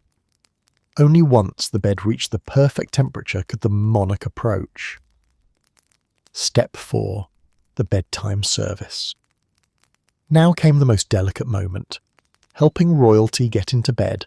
This required lifting curtains, arranging pillows, adjusting blankets, making sure the monarch's hair wasn't disturbed, ensuring nightclothes didn't wrinkle incorrectly, positioning hands, limbs and torso with natural elegance. No one wanted a monarch looking awkward in bed. And once the monarch settled, servants arranged the bedding as if they were artistically sculpting sleep itself. The blankets had to fall just right. The sheets had to tuck with the precision of geometry. The final appearance mattered as much as the comfort. Step 5. The royal night snack. Because royalty could not be expected to sleep on an empty stomach, a tray of bedtime offerings was prepared. This might include warm milk, spiced wine, honeyed pastries, herbal tonics, fruit cut into perfect symmetrical slices, biscuits placed in patterns that suggested refinement rather than hunger. Servants had to guess the monarch's appetite based on mood. Too much food implied presumption. Too little suggested neglect. Royalty rarely ate everything, but the tray had to exist, because bedtime was nothing without unnecessary abundance. Step 6. The nighttime rituals. Depending on the court, this part varied. Rituals could include reading passages aloud in soft and soothing tones, whispered prayers, adjusting room scents, ensuring the fire crackled at the correct volume, escorting out any intruding pets, singing lullabies, yes, some monarchs demanded this, pouring warm water for hands, massaging feet or temples. These rituals had one goal: lull the monarch into serene unconsciousness, not peacefully, not privately, but ceremonially. Step 7. The wait. Finally, the monarch closed their eyes. Servants did not leave, not yet. They waited, sometimes for minutes, sometimes for hours. Servants stood or sat quietly in the darkened room watching for twitching shifting. Restless movements. Sudden questions, requests for more blankets, requests for fewer blankets, requests for water, requests for absolutely nothing but your presence. The monarch had to be fully asleep, deeply, unquestionably, immovably unconscious, before servants were allowed to withdraw, because if the monarch had insomnia, so did you. Step 8. The escape. Only when the royal breathing was slow and steady did servants begin their quiet, careful exit. Doors had to close without sound, curtains couldn't sway, floors couldn't creak. Any accidental noise risked restarting the entire bedtime ritual, and nobody wanted that. Serving at royal bedtime was a unique blend of choreography, psychological endurance, thermal engineering, emotional sensitivity, and fear-based precision. It was a nightly production, one that demanded excellence from the first pillow fluff to the final silent step out of the chamber. Without these servants, royalty might have slept like ordinary humans, and that was simply unacceptable. If you think modern pet owners are intense, the gourmet kibble, the silk beds, the designer dog coats, allow me to escort you back to the royal courts of history, where monarchs elevated their pets to a level of pampered luxury that made even nobles raise an eyebrow. Because when it came to caring for royal animals, servants had one guiding principle that trumped all logic, dignity, and personal survival. The royal dog might eat better than your entire family, and that wasn't an exaggeration. To understand why pets demanded such lavish treatment, remember this: royalty didn't see their animals as pets.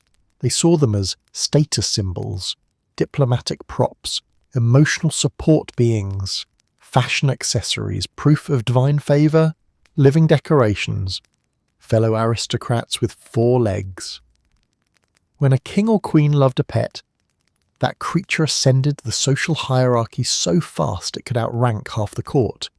There were royal dogs with better rooms than the servants who fed them, cats with embroidered collars, horses with elaborate wardrobes, parrots with dedicated attendants, monkeys with personal jewellers, and every one of these creatures needed to be cared for by servants who weren't allowed to show the slightest hint of resentment. Grooming a royal animal was more complicated than grooming a royal human. It required brushes made from imported fibres, combs carved from ivory, oils scented with herbs, ribbons and silk ties, soft cloths warmed before use, tiny grooming scissors that looked like they belonged in a jeweller's toolkit. Dogs might receive a weekly bath, something half the nobles didn't get. Horses had their manes braided with more precision than some princesses received. Cats had their fur powdered to reduce odour, often against their will. Monkeys had their claws polished. Birds had their feathers preened, fluffed, and occasionally perfumed. Royal pets glowed. That was the expectation. If a dog's coat looked even slightly dull, the pet servant could expect a supervisor to appear and ask, "Has His Majesty's companion been neglected?" Neglected, as in the dog whose bedding was velvet and whose diet cost more per day than a servant earned in a week. Now we arrive at the most dramatic difference between royal living and servant living. The food. Royal animals were fed tender cuts of meat, fresh fish, eggs, buttery breads, imported fruits, creams and broths, specially prepared dishes tailored to their constitution. Meanwhile, the servants feeding them often survived on porridge that tasted like damp cardboard. Imagine placing a silver platter down for a dog, a platter holding roasted chicken seasoned with herbs, while your own dinner was a barley brick that could double as a paperweight. And there were rules. Food must be cut into precise bite sizes. Bones must be inspected and softened. Water must be clean, cool, refreshed constantly. Bowls must be polished metal, never dull. Meals must occur at regular intervals, regardless of time, weather, or war. If a royal dog skipped a meal, the entire staff panicked. A royal pet refusing food was treated like a national emergency. Physicians were summoned, herbalists arrived, pet servants spent the night pacing like nervous parents. Yes, there were rules for that too. Royal animals were addressed with courtesy. Your Grace, for horses of particularly high breeding.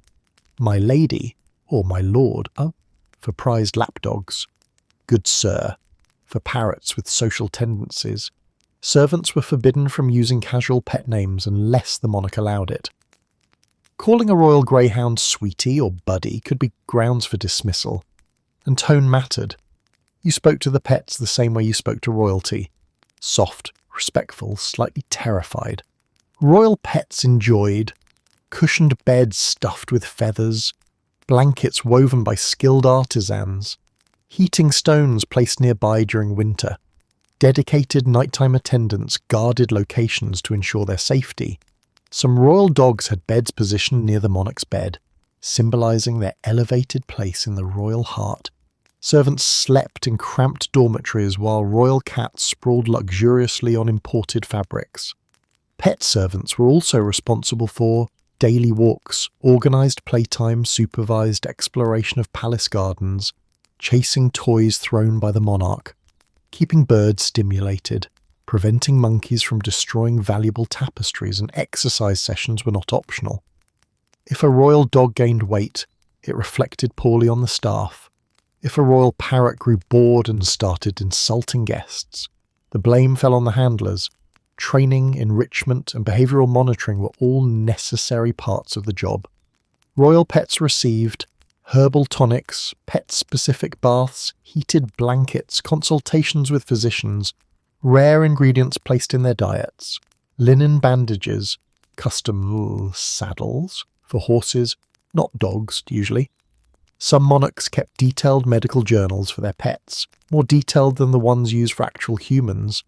A sick royal pet could stop the court's schedule. A sick royal servant could keep working.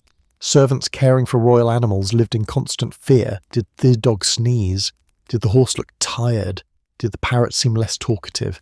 Did the queen's beloved pug snore in a way that could be interpreted as sadness?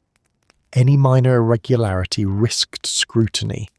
One servant reportedly lost their job because the royal cat appeared displeased during a grooming session, as if cats ever appear pleased. Another was scolded because the royal spaniel's fur did not glisten with appropriate cheer.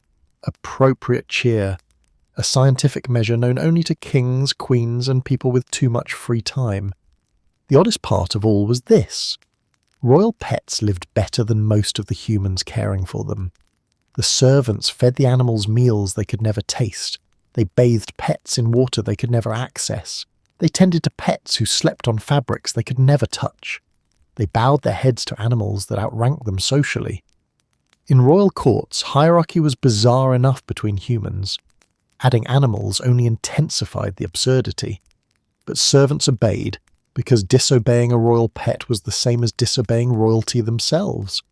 And if you wanted to keep your job, you made sure the royal dog looked radiant. Being a royal servant meant living inside a pressure cooker seasoned with anxiety, precision, fear, and the constant awareness that the slightest misstep could catapult you out of the palace faster than a cannonball. You could wake up perfectly composed, fully trained, deeply loyal, and by lunchtime one tiny slip of the fingers might have you contemplating a new career in humble farming, voluntary exile, or hermitry in a distant forest. Because in the royal household, one broken plate and suddenly you're considering a new career as a hermit. The no mistakes rule wasn't written down. It didn't need to be. Every servant learned it the way birds learn to fly, instinctively, or they didn't survive. Palaces functioned like theatrical productions. Everything had to look perfect, sound perfect, smell perfect, and feel perfect for the monarch. Servants weren't just staff, they were performers in an ongoing play where the audience, royalty, never clapped, never smiled, and sometimes yelled if the lighting was wrong. Mistakes disrupted the illusion. Mistakes suggested incompetence. Mistakes implied disrespect. Mistakes made the monarch angry, and servants unfortunately lived within arm's reach of that anger. So the rule was simple. Don't mess up. Ever. Let's begin with the most dreaded of errors. dropping something, a plate, catastrophic, a goblet, unforgivable, a royal heirloom, goodbye forever, a spoon, surprisingly dramatic. The sound of something hitting the palace floor echoed like thunder, drawing eyes, whispers, and immediate judgment. Servants trained for years to carry objects with unnatural steadiness. Heavy trays, delicate glassware, towers of plates, teapots filled to the brim, candlesticks with slippery bases, boots polished until impossible to grip. Dropping anything wasn't just clumsy, it was interpreted as a lapse in loyalty, a lack of training, a display of weakness, a sign of inner rebellion, or worst of all, an insult to the monarchy's atmosphere. A servant who dropped something might be demoted, replaced, reassigned, or shamed. Sometimes the punishment was immediate. Sometimes it was quiet but long-lasting, like being sent to scrub floors in distant corridors for months. If you think ironing is stressful, imagine ironing something woven from gold thread, worth more than your yearly wage, and expected to lie flatter than a moral lesson in a Victorian novel. Wrinkles weren't just imperfections, they were personal insults to the monarch's dignity. A wrinkled sleeve, your supervisor glared. A wrinkled hem, your job trembled. A wrinkled ceremonial robe in front of foreign guests. You aged 4 years on the spot. Wardrobe guardians passed judgment like tiny textile judges. A single crease in the wrong garment could lead to disciplinary meetings, whispered reprimands, or icy silence that conveyed disappointment far more effectively than shouting. Some servants learned to identify wrinkles with the precision of astronomers mapping constellations.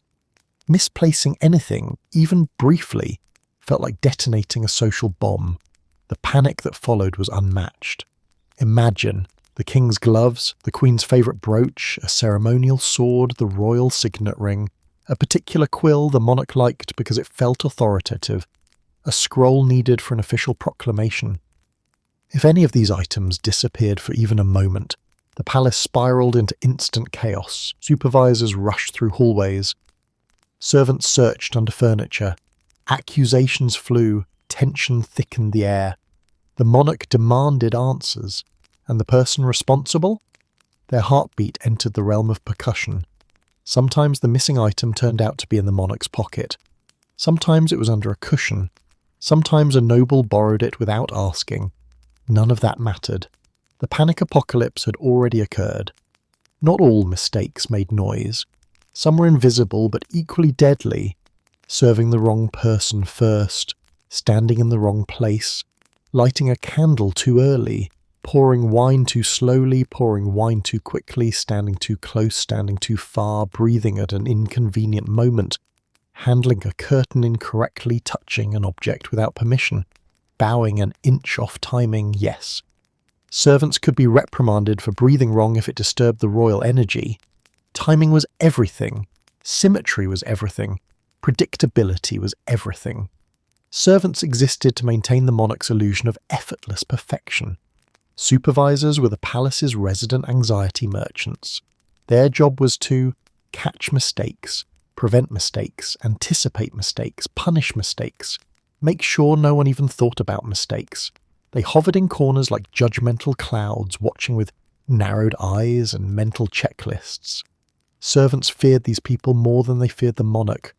A supervisor's raised eyebrow could ruin your day. A supervisor clearing their throat could ruin your month.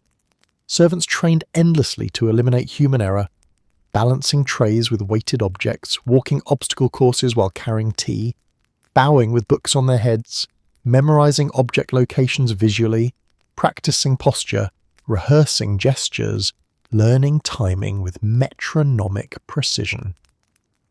A new servant might spend weeks on training before ever serving the monarch directly. They had to become machines of etiquette, flawless extensions of palace decor.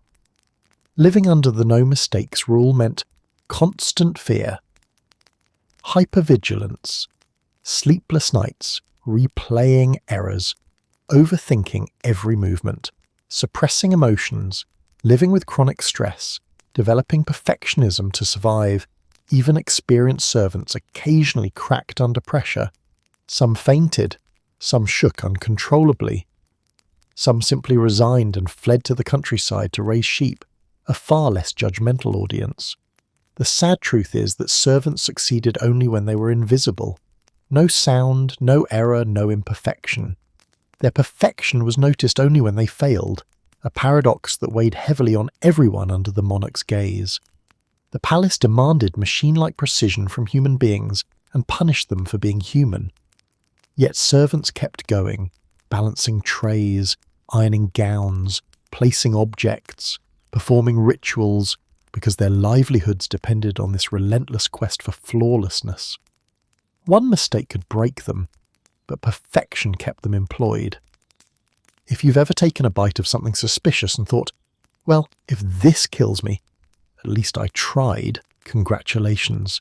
You already share a tiny fraction of the psychological burden carried by one of history's strangest and most nerve-wracking royal professions, the royal taste tester. This was not a poetic job title. It was literal. Your entire job was to eat things that might kill you, calmly, politely, and preferably without looking like you were reconsidering your life choices. In short, job requirement, willing to die for pudding. Poison was the original weapon of choice for people who wanted to eliminate kings without causing a scene. It was discreet, it was effective, and it didn't leave dramatic evidence like sword wounds. Royalty lived in constant fear of ambitious rivals, angry nobles, vengeful chefs, betrayed lovers, foreign enemies, family members with suspicious smiles. Thus, they needed someone to intercept danger before it reached the royal stomach. Enter the taste tester, a human shield with cutlery. Each royal meal came with a performance worthy of a tense drama. Before the monarch lifted so much as a grape, the taste tester stepped forward like a sacrificial actor in a play nobody wanted to star in. Here's how it usually worked. Food was presented. Glorious dishes, steaming and fragrant, arranged with artistic flair. Taste tester approaches, calm on the outside, screaming on the inside. Supervisor watches closely, because ensuring a servant eats properly is apparently important when the servant might die. Taste tester samples the food. A small bite, enough to test, not enough to ruin the dish's aesthetic. Everyone waits. This is the worst part. The silence is thick enough to spread on toast. Taste tester continues breathing. Good. Encouraging sign. If no poison symptoms appear. The monarch is finally permitted to eat. This happened for every dish, every course, every banquet, every suspiciously cheerful-looking plate of fruit. If there were 12 courses, the taste tester ate 12 potentially deadly samples. If dessert came with sauces, each sauce needed its own test. If multiple wines were served, bottoms up, in the name of safety. By the end of a banquet, the taste tester had eaten more than the monarch, felt worse than the monarch, and received infinitely less praise than the monarch. Now, you might imagine this was all chaos, servants screaming, nobles fainting, chaotic scenes from a tragic opera. But no, royal poisoning protocols were structured, calculated, and astonishingly clinical. Taste testers were trained to recognize bitter, metallic notes, unusual tingling, sudden numbness, sharp throat sensations, weird aftertastes, aromas that suggested herbs not on the approved list, burning in the mouth, tinges of almond, the cyanide red flag. They were also taught how to swallow safely, breathe through discomfort, and avoid alarming royalty by making unfortunate faces.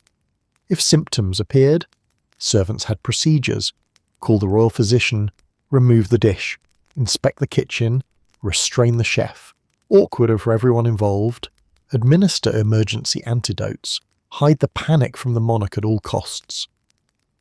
And the taste tester? Well, hopefully they survived. Contrary to what you might think, not everyone was forced into this role. Some volunteered. Why? Because taste testers often live better than other servants. They had higher pay, better clothing, private quarters, access to royal meals, in deadly sample form, but still closer proximity to royalty.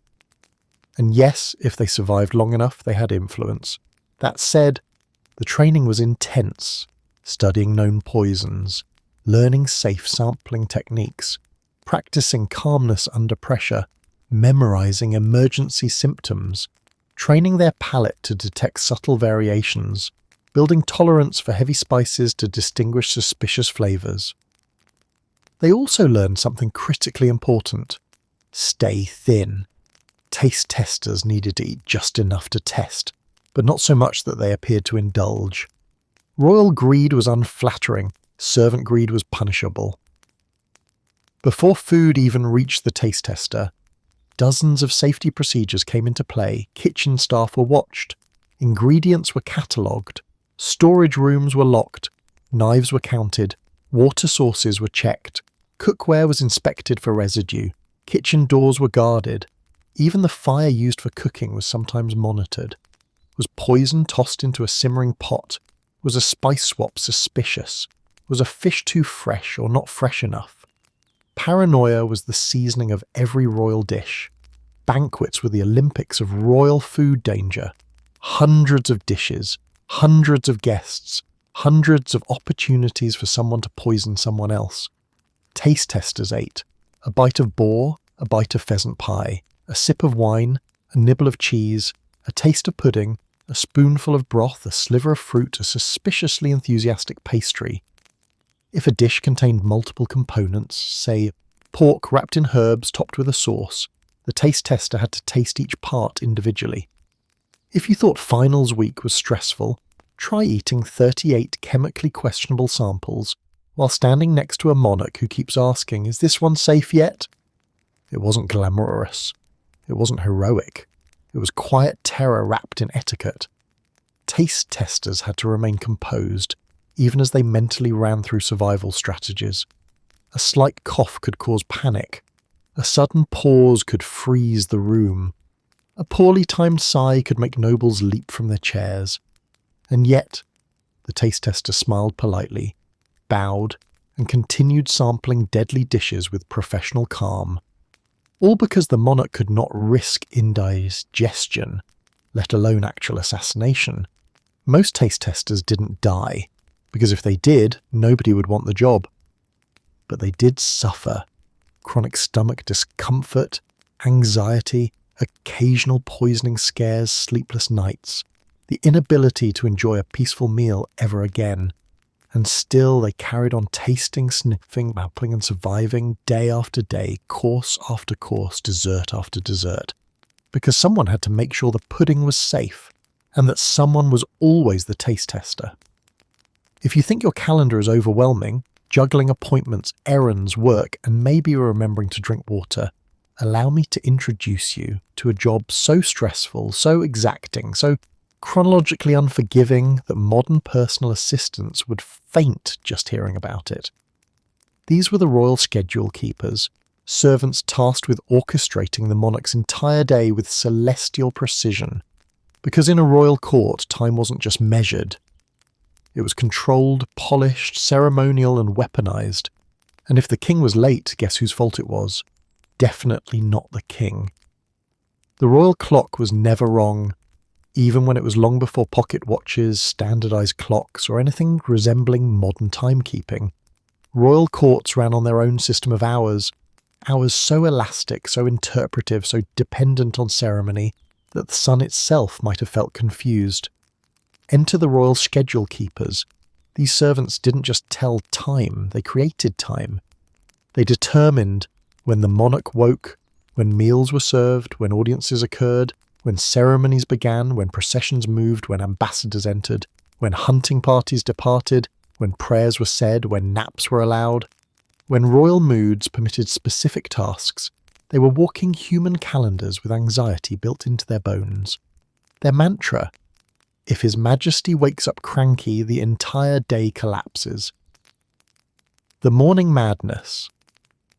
The king or queen's waking time wasn't simply morning. It was a ritual so carefully choreographed that ballet dancers would applaud. The schedule keepers coordinated. Bedchamber servants, dressing assistants, physicians, spiritual advisors, breakfast preparers, courtiers seeking early audience, pets who insisted on being present, hairdressers and wardrobe specialists, one late arrival, the whole morning derailed. If breakfast came too early, the monarch complained it was aggressive. If too late, the monarch declared it insultingly casual. If the egg was perfectly cooked but served at the wrong minute, chaos. And who received the blame? Not the cook, not the footman, not the monarch. The schedule keepers. Coordinating court ceremonies. The Olympic level of stress court ceremonies made wedding planning look like a children's craft project. Every event involved dozens, sometimes hundreds of participants.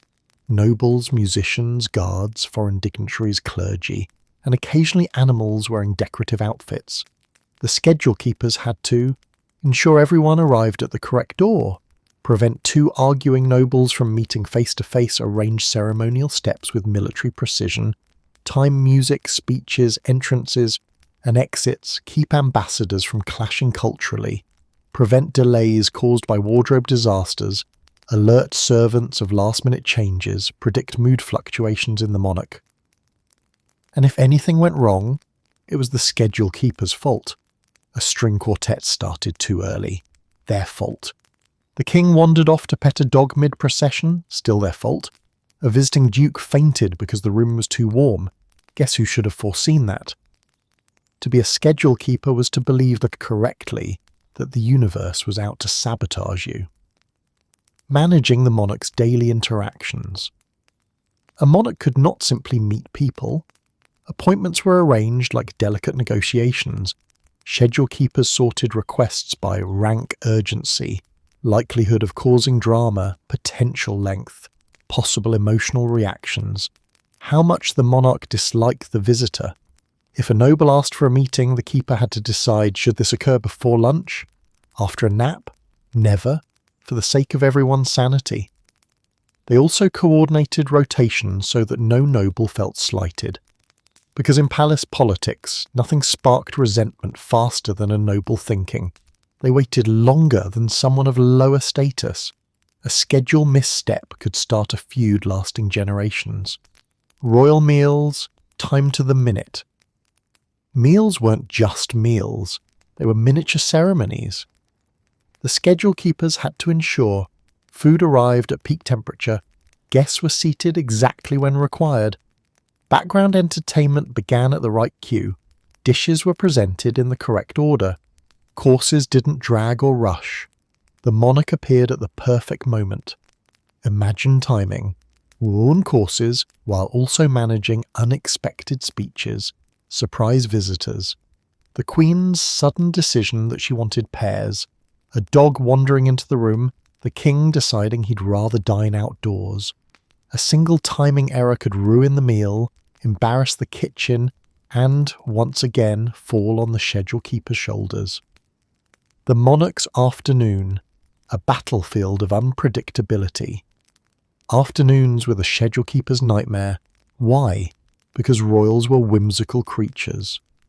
They might demand a spontaneous walk, call for an immediate audience, request a hunting excursion, insist on reading letters out loud, change their mind about 3 things at once, take a nap unexpectedly, forget they had important state matters scheduled, suddenly develop strong opinions about the weather. The schedule keepers had to pivot like acrobats. Every change affected someone, and someone had to be blamed. Guess who? Evening entertainment, the kingdom of last-minute chaos. Evenings involved music theatre, gambling, socialising, dancing, political discussion, ceremonial, drinks, fancy outfits, potential, sandals. The schedule keepers had to time all of it. When musicians entered, when servants dimmed lights, when guests were introduced, when supper was served, when the dance began, when the dance ended, when everyone should politely leave.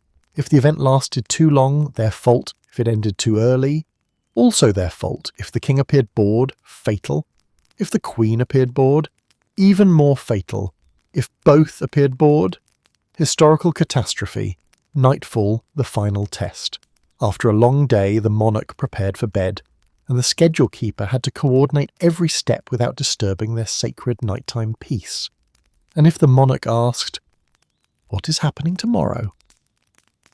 the keeper had to deliver a detailed, confident answer, while secretly knowing that tomorrow's schedule was going to explode the moment the monarch changed their mind. The paradox of time's Servants who kept the royal schedule weren't just organising time, they were responsible for it. They bent it, shaped it, obeyed it, controlled it, and suffered whenever the king ignored it. They were the unsung engineers of royal life, the guardians of punctuality, the human clocks whose ticking depended entirely on the monarch's whims. Royalty lived in a world of perfect timing. The schedule keepers lived in a world of daily panic, and somehow, through all the chaos, the clock kept moving. Because someone, exhausted, anxious, and holding 3 different calendars, made sure it did. If you ever played hide-and-seek as a child and thought you were good at it, allow me to introduce you to the true champions of stealth, silence, and strategic disappearance, royal servants who navigated secret passages for a living. These were the palace's unseen movers, the shadow walkers of royal architecture, the human equivalents of silent wind. Their entire job was built on one motto: servants played hide-and-seek professionally, and they weren't just good at it, they were extraordinary. The palace, a maze designed for secrecy. Royal palaces weren't simply homes, they were labyrinths. Behind every grand hallway, behind every carved panel, behind every tapestry that looked slightly too large for the walls, there was a hidden world, secret hallways, narrow tunnels, concealed staircases, trapdoor passages, behind-the-wall routes, underground corridors, tiny servant ladders, rotating wooden panels, and occasionally a door disguised as a bookshelf. These weren't built out of architectural whimsy. They had purpose, vital purpose. Royalty couldn't be seen in moments of exhaustion, anger, illness, vulnerability, or general mood-related drama. Nobles couldn't witness servants hauling chamber pots or carrying trays of laundry. Foreign dignitaries definitely couldn't see the queen in curlers. So the palace created an entire invisible ecosystem for servants to move through without attracting notice, like an ant colony hidden beneath a flower garden. Rules for navigating hidden spaces. Working in the secret passage network wasn't random wandering. It was governed by strict rules, including 1. Never use a public hallway if a secret hallway existed. Public is for royalty. Secret is for you. 2. Always yield to higher-ranking servants inside tunnels. Yes, hierarchy existed even underground. 3. Never emerge from a hidden door unless you were absolutely sure no royal or noble eyes were watching. Stepping out beside a king in mid-conversation? Instant disaster. 4. Move silently at all times. These tunnels echoed like stone concert halls. Even a sneeze could reveal your location. 5. Memorize every route. Maps were forbidden. If a servant dropped a labelled map, the entire palace could be compromised. 6. Maintain the illusion. Royalty should never sense there was a bustling humanity living 3 inches behind the walls, training to become a human ghost. New servants learned the secret passage system the way monks memorize scripture, through repetition, guidance, and a mild amount of fear. They practiced, walking quietly on uneven stone, navigating in near darkness, counting steps by touch, recognizing doors disguised as woodwork, remembering which staircases creaked, holding objects level, while maneuvering tight corners, avoiding distractions like mice, drafts, or existential dread. Some tunnels were so narrow a person had to turn sideways. Some staircases spiraled into oblivion. Some rooms had multiple exits disguised as ornamental panels. Servants who mastered these routes were prized. They could move anywhere, anytime, invisibly. The hidden door illusion. Hidden doors were works of genius. Panels flush with the wall. No obvious handle, release mechanisms disguised in carvings. Hinges recessed so deeply you couldn't see them. Openings built into furniture, fireplaces, or massive tapestries. A servant might slip behind a hanging curtain and vanish, or push on a decorative moulding that quietly swung open, or slide through a small gap behind a statue. To an untrained guest, it looked like magic. To a servant, it was just another Tuesday. Why this system existed. It wasn't simply about avoiding embarrassment for the monarchy, though that was part of it. Secret passages served several critical functions, privacy. Management royalty had moments they didn't want seen, dressing, teary nights, bedroom arrivals, arguments, or just looking less than glorious. Smooth operations meals, clothing, letters, messages, water, and supplies needed to move without cluttering the palace halls. Security. If an intruder entered the palace, servants could escape or alert guards easily. Emergency routes. Fire, rebellion, accidental explosion in the alchemy room.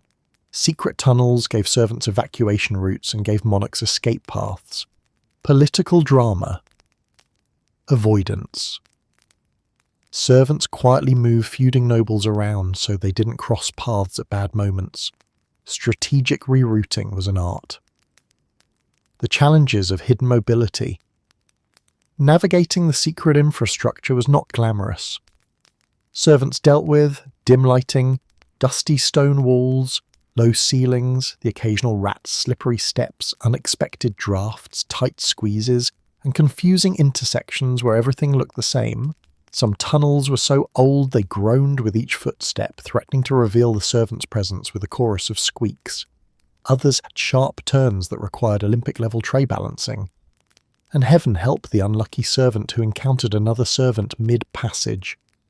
Passing each other required, one person pressing flat against the wall, the other sliding sideways, a silent exchange of apologies, and a prayer that neither dropped what they were carrying.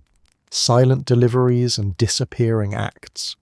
One of the most important tasks performed via secret passage was stealth delivery.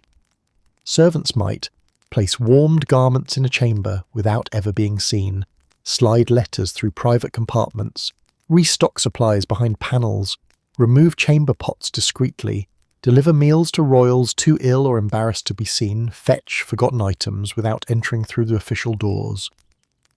In some palaces, servants could stage entire rooms from behind the walls, adjusting curtains, replacing candles, and replenishing scented sachets without leaving the hidden corridors. To an outsider, rooms seemed to clean themselves. To an insider, it was countless servants sprinting through doorways disguised as architecture. The secret to royal smoothness. These hidden networks ensured that royalty appeared to glide through life while servants scrambled through mazes behind them. Every grand entrance, every instant mill, every fresh cloak, every perfectly arranged room was only possible because dozens of servants darted through shadowy channels like well-trained phantoms. Royal luxury rested on invisible labour. Invisible labour rested on secret tunnels, and secret tunnels rested on servants who learned to navigate them without hesitation. The legacy of being unseen.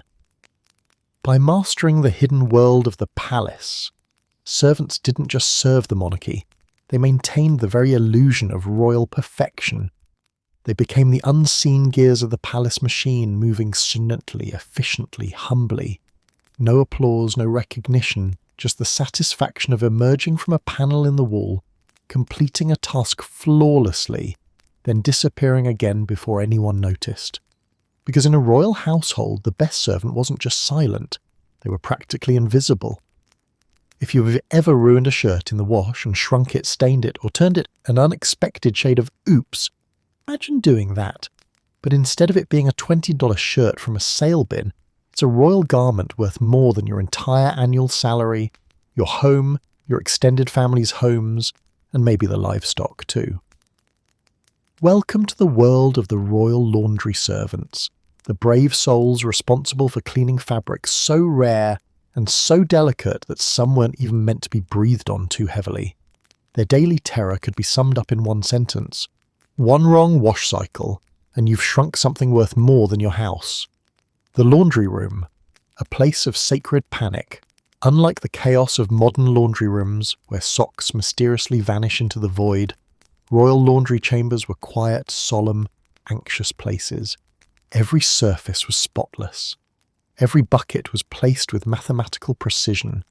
Every cloth had its own designated space, its own assigned washing technique, and its own list of things that could destroy it instantly. Servants scrubbed floors daily to avoid dust particles that might cling to royal garments. They washed their own hands constantly to avoid transferring skin oils. Hair had to be tied back, jewellery removed, long sleeves rolled. If someone so much as sneezed near the royal lace, they apologised to it personally, because royal laundry wasn't laundry, it was textile surgery. Clothes too valuable for ordinary water. Royal garments weren't made of simple fabrics, oh no. They were made of imported silks, gold thread brocades, delicate lace spun from absurdly thin fibres, velvet so rich it felt illegal, embroidered linens covered in pearls or gems, satin that creased if you looked at it wrong. These fabrics didn't respond well to ordinary water. Some couldn't touch water at all. Others required water from specific wells because hard water damaged them. Some demanded rainwater collected during specific months. Some needed floral infusions. Some needed the sweat of angels. Okay, not literally, but close. The rules were as strict as they were terrifying. Treat this garment as if it were the monarch's soul, supervisors warned, because if you ruin it, the reaction will be the same. The art of washing. Without washing. Many garments were so fragile that washing them meant gently tapping them with scented cloths, laying them in herbal steam, pressing them between heated boards, brushing them with soft specialised bristles, shaking them carefully to release dust, blotting instead of rubbing, airing them in sunlight for exactly 4 minutes but never 5. Royal laundry staff needed to know these methods by heart. One wrong gesture, one moment of scrubbing instead of blotting, and centuries of tradition, artistry, and emotional stability evaporated. They also had to recognise stains with forensic skill. That brown mark is wine from 2 days ago. That smudge is mud from a royal garden walk. That faint yellowish spot is from anxiety sweat. The Queen's, not ours. Bleaching with the subtlety of alchemy. Bleaching was not done lightly.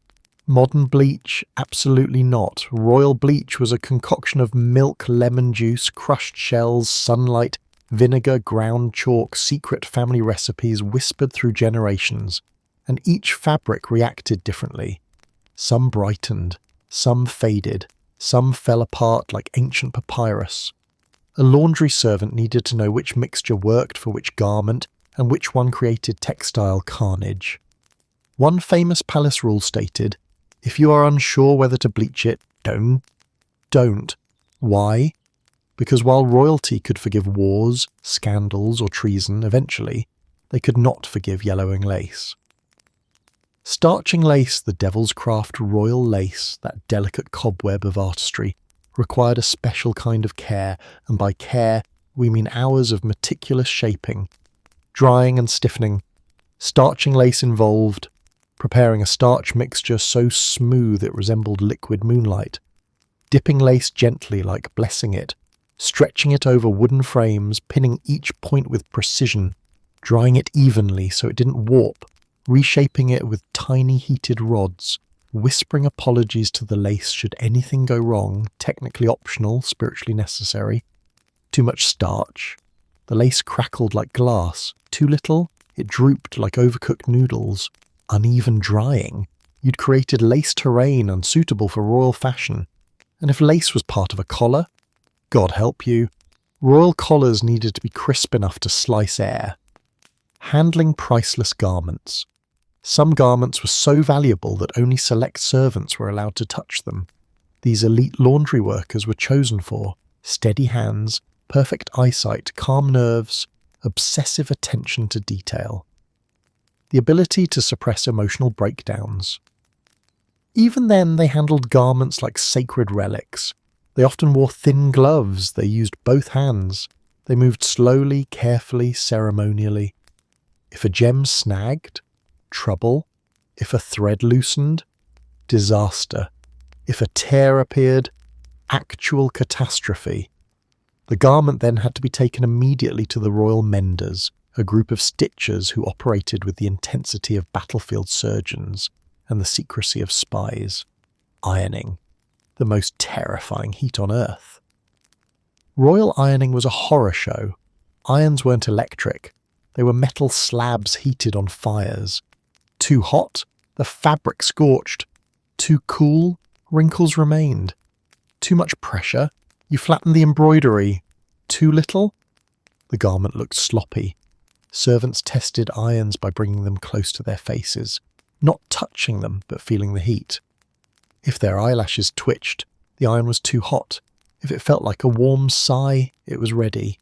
Ironing a royal gown could take hours because you couldn't iron the jewels, the raised stitching, the ruffles, the pearls, the silk overlay, or the decorative elements. Essentially, you ironed the 1 millimeter of fabric that wasn't precious. Drying and storage, because air was also a threat. Drying garments wasn't as simple as hanging them up. Oh no, air circulation had rules. Garments couldn't dry too fast, dry too slow, be near smoke, be near sunlight for too long, be stored near wool, wool had opinions, be folded too snugly, be left near damp walls, be hung in ways that distorted their shape. Special rooms existed just for drying, warm, airy, silent, with racks designed like architectural masterpieces. When storing garments, servants padded folds with paper, cotton, or herbs to prevent creasing. Some clothes had their own chests. Some had their own rooms. Clothes were treated better than human staff. The emotional cost of high-stakes laundry. Royal laundry workers lived in constant fear as hyper-awareness, endless caution, deep fabric-related trauma. A single mistake could ruin their position, their reputation, or the garment that defined an entire ceremony. Some servants reportedly cried with relief after completing major laundry tasks. Others prayed before beginning. A few developed superstitions like refusing to touch certain gowns without lavender nearby for luck. And yet their work was essential. Royal appearances depended on flawless garments. Royal ceremonies demanded impeccable textiles. Royal pride required perfection. Behind every shimmering cape, every crisp collar, every pristine lace cuff was a team of laundry servants who risked everything so that royalty could look effortless. If you've ever found yourself holding in a sneeze during a quiet moment, at a library, a funeral, or worst of all in a meeting where your boss is making prolonged eye contact, then you have a tiny microscopic glimpse into the daily torment of royal servants who lived under one of the strictest, strangest, and most physically uncomfortable rules in palace history: absolute silence. Silence during meals, silence during ceremonies, silence during processions, silence during prayers, silence during speeches, silence during basically all human activity. Because in the royal household, if you had a cough, you prayed to every known saint that it stayed inside. The unforgiving rule of soundlessness. For royal servants, silence wasn't a request, it was law. And not soft, gentle silence, not polite silence. We're talking monastic, breath-controlled, fear-induced silence, the kind monks wish they had the discipline to achieve. Servants were expected to create an acoustic environment so tranquil, so flawless, so eerily serene that even the flutter of a silk sleeve sounded disruptive. The goal? For the monarch to exist in a world where discomfort, inconvenience, and noise had been abolished, thanks to the sacrifice of dozens of servants actively holding their respiratory systems hostage. Meals, the quietest chaos. Imaginable meals in the royal court were noisy affairs, but only on the noble side of the table. Nobles laughed, bragged, insulted one another, and clinked goblets like rowdy actors in a historical drama. But servants? Servants moved through this chaos like monks performing a sacred ritual. They couldn't clear their throat, speak accidentally, set a plate down too hard, breathe too loudly, shift their weight, adjust their uniforms, let a shoe scrape drop so much as a crumb, react to anything they heard. No matter how scandalous, if a noble recounted an outrageous affair, no reaction. If a foreign dignitary insulted the entire kingdom, no reaction. If the prince knocked over his goblet for the 4th time, still no reaction. Servants acted as if they were ghosts passing through the world unchanged by sound or emotion. Ceremonies. A symphony of mandatory quietness. Royal ceremonies were long, very long, painfully long, the kind of long that made even nobles secretly wish for a surprise fire drill. Servants stood for hours, holding torches, carrying banners, standing guard, managing props, supporting heavy fabrics, waiting for cues that might come hours later.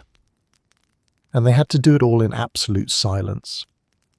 A servant with a tickle in their throat faced a dilemma of life-altering magnitude: cough and risk punishment, or hold it in and risk imploding your own lungs. Many servants mastered advanced breath control techniques that would impress professional swimmers. Some pressed their tongues to the roof of their mouths to suppress coughs. Others clenched their jaws so tightly it was a miracle their teeth survived adulthood. The silent march of the processions. Royal processions were large, dramatic, meticulously choreographed events where everyone, except the monarch, suffered physically. Servants had to walk at the exact pace, hold objects perfectly steady, maintain posture, move in formation, avoid eye contact with onlookers, stay alert, stay focused, stay absolutely scent. Walking for long distances on stone floors in tight shoes was already painful. Doing it quietly was torture. A misstep that caused a tap or scuff could be heard by everyone nearby. In some courts, nobles would turn their heads toward the sound like hunting dogs, trying to identify the guilty servant. Imagine being in a parade where you're not allowed to smile, wave, or breathe loudly, just silently glide like a humble, exhausted statue. Royal chapels, where silence became a spiritual trial. Church services were some of the most dangerous environments for servants. Why? Because they were long, solemn, and filled with incense, a combination guaranteed to test human biology. Servants couldn't cough, sneeze, sniffle, or shift even during endless prayers, long sermons, chanting that never seemed to end, seasonal ceremonies that went on for hours, and the incense drifted through the air like a perfumed assassin, tickling noses and daring servants to violate the silence rule. Many practiced the ancient art of breathing shallowly while staring at the floor, hoping to avoid nasal catastrophe. The eternal fight against involuntary noises. The worst enemy of the silence rule wasn't conversation or footsteps. It was the human body. A stomach growling, catastrophic. A hiccup, fatal. A sneeze, a disaster of operatic proportions. Servants learned tricks, pressing fists against their stomachs to muffle hunger, holding breath to kill hiccups, pinching the bridge of their nose to stop sneezes, standing perfectly still to avoid creaking joints. But even with all this, mistakes happened. One poor servant famously sneezed during a royal christening. The silence afterward was so crushing that he reportedly apologized to the infant directly. Silent rooms, where even fear was soundless. Some rooms, throne rooms, ballrooms during royal addresses, council chambers, demanded a level of quiet that made some servants feel like they were holding their breath for hours. In these spaces, silence wasn't just etiquette. It was a psychological barrier separating servants from royalty. Servants were expected to become part of the furniture, present, functional, but soundless and emotionless. If a servant fainted from exhaustion and hit the floor, nobles didn't blame the silence rule. They blamed the servant for fainting dramatically, the art of silent communication. Since servants couldn't speak, they developed an entire language of gestures, subtle nods, tiny eyebrow lifts, barely noticeable hand motions, foot taps coded with meaning, small shifts in stance, eye signals only other servants understood. A raised pinky could mean switch positions, 2 blinks might mean the queen wants something, a tilt of the chin might mean danger to the left, move now. It was an entire secret operating system, the palace's silent internet. The constant fear of accidentally existing too loudly. Royal silence wasn't simply lack of sound, it was a performance, a test, a measure of discipline. Servants woke each morning knowing that their jobs depended not just on what they did, but on what they didn't do. One stray cough, one accidental sigh, one tiny, mistimed shuffle, and they could be dismissed, scolded, or reassigned to a less pleasant corner of palace labour. Silence wasn't peaceful, it was exhausting, but servants endured it because that's what royal perfection required. Invisible work, quiet suffering, and the ability to swallow a sneeze like a champion.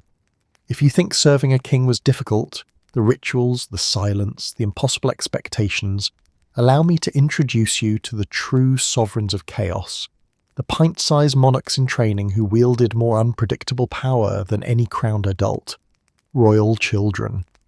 Serving them was a job that combined the stamina of a marathon runner, the diplomacy of an ambassador, the reflexes of a cat, and the emotional resilience of someone who'd already accepted their fate, because nothing in the palace was more dangerous than a toddler who legally outranks you. Royal children, tiny humans, massive authority. While kings and queens at least pretended to operate through tradition and decorum, royal children had no such filter. They were born into power without the faintest idea of what it meant, and so they exercised authority the way children do everything, loudly, dramatically, with zero logic. And often, while holding a toy sword, servants had to treat these children as miniature embodiments of royal dignity, even when the child was actively drooling, screaming, hiding under tables, or throwing items with surprising accuracy. Commands given by toddler princes carried real weight. If the child said, "You go away now," the servant had two choices: leave, or politely explain why they couldn't leave, only for the child to cry loudly enough that a supervising noble would assume the servant had traumatized the heir. No one wanted that conversation. The rules for handling royal tantrums. Tantrums were not just tantrums, they were emergencies. A royal child in meltdown mode could stall ceremonies, embarrass the monarchy, disrupt diplomatic negotiations, or cause half the palace to stop functioning like a scene from a theatrical tragedy. So servants followed carefully crafted strategies. 1. Never say no outright. No was the most dangerous word in the language. Instead, servants used creative alternatives. Perhaps later, Your Highness. Let us try something even more fun. The Queen will be so proud if you wait. That toy needs a royal rest. 2. Always kneel when speaking to them. Not to be polite, but because eye contact at their height reduced the odds of a thrown object hitting your face. 3. Anticipate mood shifts. A royal child could go from serene angel to apocalyptic force in under 10 seconds. Servants learned to detect micro-signals, a slightly narrowed eyebrow, a twitching lip, a suspicious silence, a deep inhale followed by that unmistakable pre-scream pause. 4. Never let them get bored. Bored royal children were the palace equivalent of explosives. Unpredictable demands. I want that now. Royal children were infamous for demands that made little sense, but carried enormous consequences. Examples included, "Bring me the peacock," "Make the sun go away," "I want a different colour soup," "Uncle's crown is mine today," "Make the doll alive," "Tell the dog to stop blinking," "Put my toy horse on the real horse." Servants had to respond to these requests with creativity, diplomacy, and often pure desperation. To fulfill "I want the sun to go away," a servant might lower a curtain with great ceremony. To solve "Make the doll alive," a servant might gently wiggle the doll and narrate its thoughts. To meet "Stop the dog from blinking," a servant might distract the child as quickly as possible with shiny objects before catastrophe occurred. The royal bedtime routine for children. Twice the rules, triple the chaos. Serving adult monarchs at bedtime was stressful. Serving royal children at bedtime. An Olympic event requiring emotional fortitude. The bedtime rules included: the bath water must be perfect and warm, not hot, not cool, scented but not too scented. Toys must be arranged in the correct order. The child changed this order daily. Pajamas must be soft, clean, and approved by the child's unpredictable taste. Stories must be engaging but not scary. Educational but not boring, long enough to soothe but short enough not to exhaust the reader. The child must have the right pillow, not the similar one, not the identical one, the right to have been made one. You could not leave until the child was asleep, and royal children had supernatural stamina. Some children refused to sleep unless a servant stayed within arm's reach. Others demanded lullabies. Others insisted their stuffed animals be treated like honoured guests, requiring servants to bow to them. And if the child woke up in the night, congratulations, your evening's over. Royal playtime, a minefield of etiquette. Playtime wasn't fun, it was a test of survival. Children played with miniature weapons, real animals, delicate royal artifacts, toys so expensive they belonged in museums, objects they weren't supposed to have in the first place. Servants had to smile through the destruction, gently intervene without saying don't, prevent injury, prevent breakage, prevent nobles from noticing chaos, pretend they enjoyed whatever game the child insisted on. If a game involved the servant acting as a horse, dragon, prisoner, or tree, the servant accepted their fate. You didn't argue with a child who outranked you. Education, the quiet struggle of tutors and attendants. Royal tutors battled constant obstacles, children refusing to sit, children declaring themselves bored of letters, children wanting snack breaks every 4 minutes, children asking unanswerable questions like, "Why can't I be king now?" Children running away mid-lesson with the speed of a tiny fugitive. Attendants supported tutors by gently retrieving runaways, fetching supplies and maintaining order, all while keeping a respectful expression and pretending the situation wasn't absolute madness. The royal sibling war's royal children weren't just unpredictable individually, they were dangerous in groups. Sibling rivalries included fighting over toys, fighting over privileges, fighting over who sat closer to a parent, fighting over who got carried by which servant, fighting over nothing at all. Servants had to prevent injuries, prevent emotional fallout, prevent favoritism, prevent witnesses, restore peace, clean up whatever destruction happened. If a sibling war erupted in public, attendants moved at lightning speed to hide the evidence. The monarchy couldn't be seen producing children who behaved like gremlins, the emotional toll. Serving royal children required immense patience, quick thinking, physical flexibility, emotional durability, zero ego. A high tolerance for requests that defied the laws of physics. And if the child grew attached to a servant, that was both a blessing and a curse. Blessing, the servant was safe. Curse, the child demanded them constantly. Royal affection was a double-edged sword. In the modern world, if you dislike your job, you update your resume, mentally rehearse the phrase, "I think it's time for me to move on," and then bravely hand in your notice while your boss pretends not to panic. But in the royal courts of history, you couldn't leave, you couldn't switch departments, you couldn't ask for a different assignment, you couldn't mutter about greener pastures, you couldn't even dream about leaving unless the king signed off on it. Welcome to the era when loyalty wasn't a virtue, it was a legally enforced lifestyle.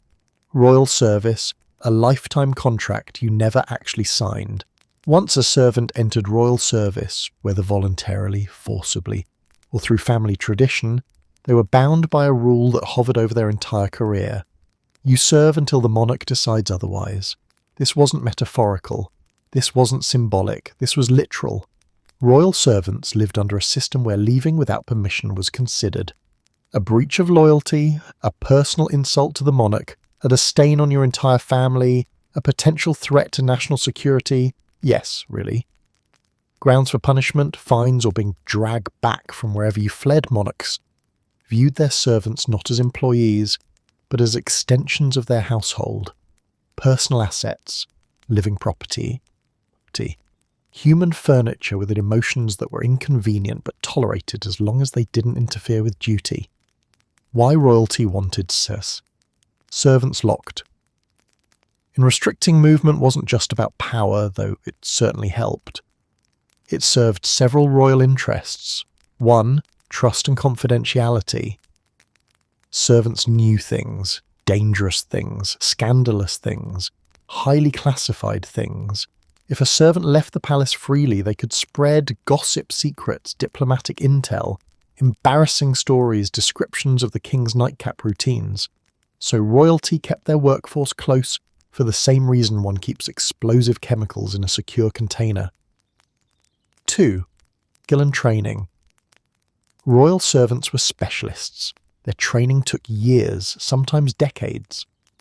You couldn't replace a master of royal wardrobe rituals, a silent-footed night attendant, a table service expert who knew every guest's rank by heart, a royal child handler with nerves of steel, a secret passage navigator. If one quit, the palace didn't just lose a servant.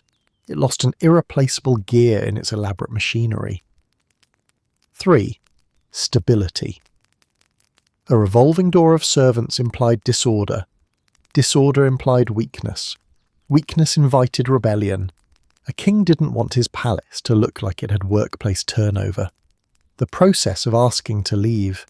If you wanted to quit, you didn't just talk to your supervisor. Oh no, you initiated a multi-step bureaucratic gauntlet that could rival modern tax offices. Submit a formal request to the head of your department. Explain your reason, which must be acceptable. Illness, extreme age, or family emergency, and even those might get denied. Wait for a review by senior household officials. Attend an interview where your loyalty, intentions, and a mental state were evaluated. Have your behaviour history examined to ensure you weren't leaving out of spite. Await a verdict from the monarch, who could deny your request for any reason at all. And if the monarch was in a bad mood that day, congratulations, you were staying. Transferring positions, an even harder battle. Want to switch from kitchen duty to stable duty? Denied. Want to move from laundry to chamber service? Possibly treasonous.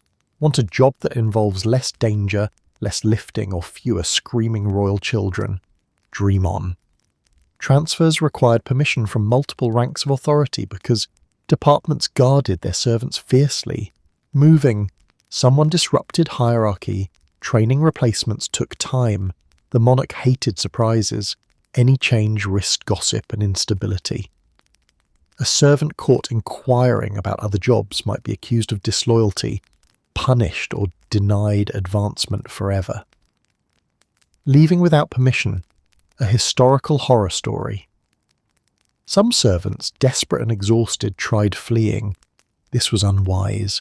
Punishments varied by era and kingdom, but could include fines, imprisonment, forced return to service, public humiliation, the loss of family privileges, banishment, rare usually for nobles, but occasionally applied to servants who knew too much, being marked as a runaway, which meant no one else would hire you. The monarchy treated such departures not as resignations but as acts of betrayal. A servant fleeing was equivalent to a soldier deserting. Why some servants never tried to leave. Many servants stayed because leaving was dangerous, bureaucratically impossible, socially frowned upon, financially devastating, bad for their families, potentially punishable. But there were deeper reasons too. 1. Status, believe it or not. Royal service gave servants a certain prestige. They weren't wealthy, but they were connected. 2. Security. You had food housing, a predictable role, a community. For many, this was more stability than the outside world offered. 3. Pride. Generations served the same household. Loyalty became identity. Leaving wasn't just quitting a job, and it meant breaking with tradition, the emotional toll of forced loyalty. But make no mistake, Staying wasn't always noble. Many servants felt trapped. They lived with burnout, resentment, homesickness, exhaustion, anxiety, fear of displeasing royalty, fear of punishment for wanting a different life. Some accepted their fate with quiet dignity. Others fantasized about escape while polishing silver, folding royal garments, or navigating secret tunnels. But fantasies stayed fantasies, because leaving wasn't their decision. It belonged to the crown, and the crown rarely said yes. The strange paradox of loyalty in the palace. Royalty demanded loyalty so absolute that it bordered on ownership. Servants provided it, sometimes willingly, sometimes not. Yet despite the restrictions, despite the emotional strain, despite the lifelong obligation, many servants still formed genuine bonds with the people they served. Loyalty wasn't always forced. Sometimes it was chosen. Sometimes it grew naturally through years of shared routines, shared crises, and shared history. But the rule remained clear. You belong to the royal household until the royal household releases you. And that release, not guaranteed, not negotiable, not up to you.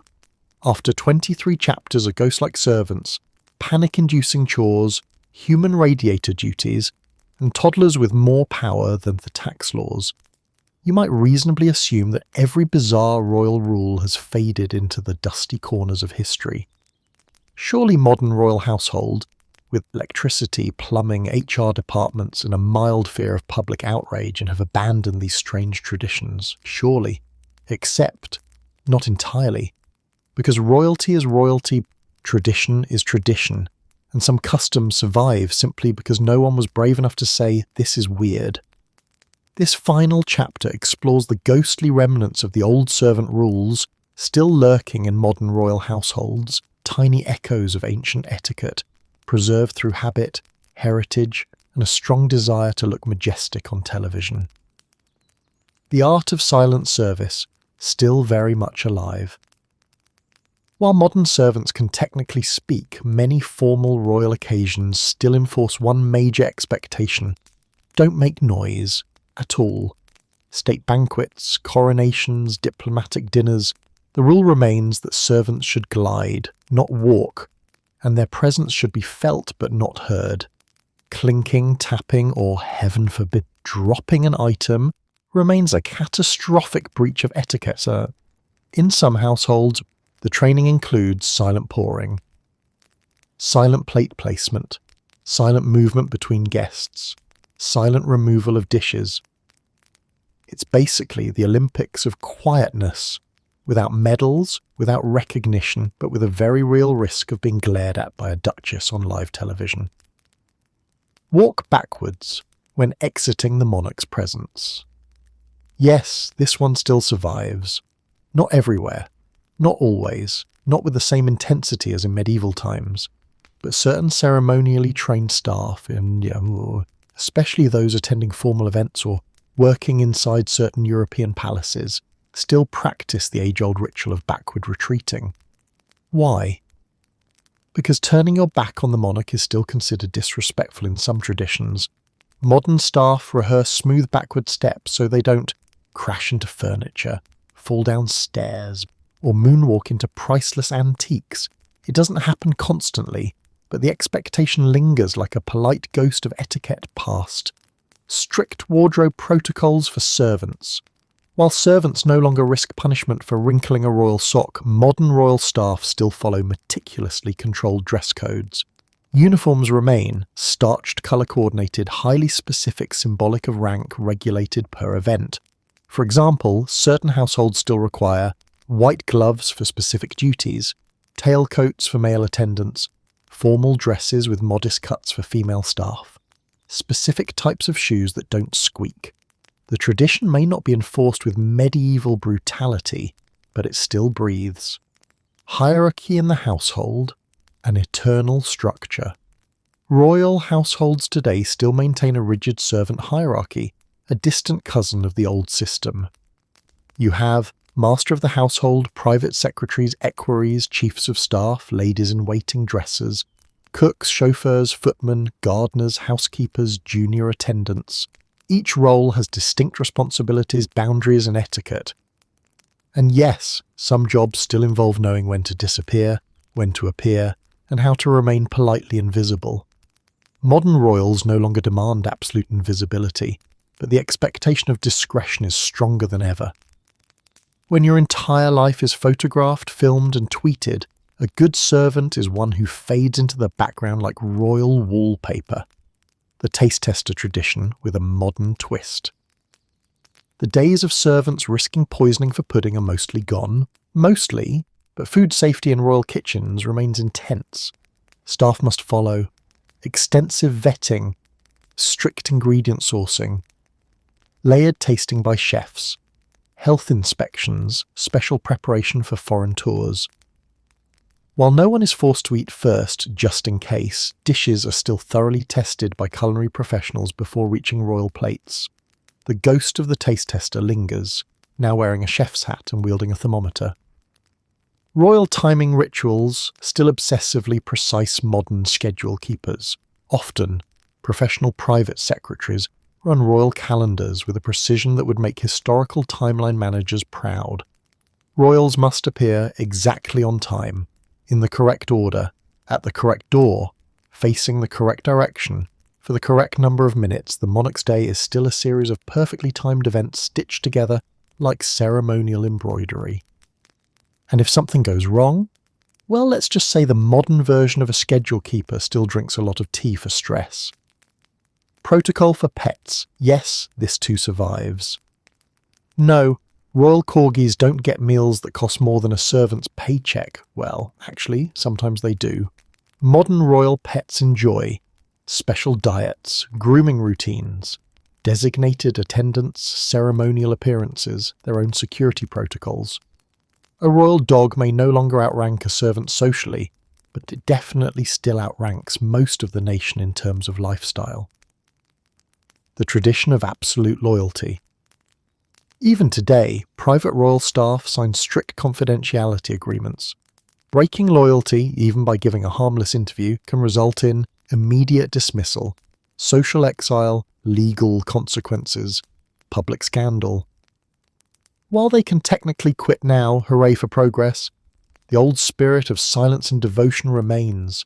Royal households still rely on staff who keep secrets, remain discreet, respect boundaries, hide emotional turmoil under polite smiles.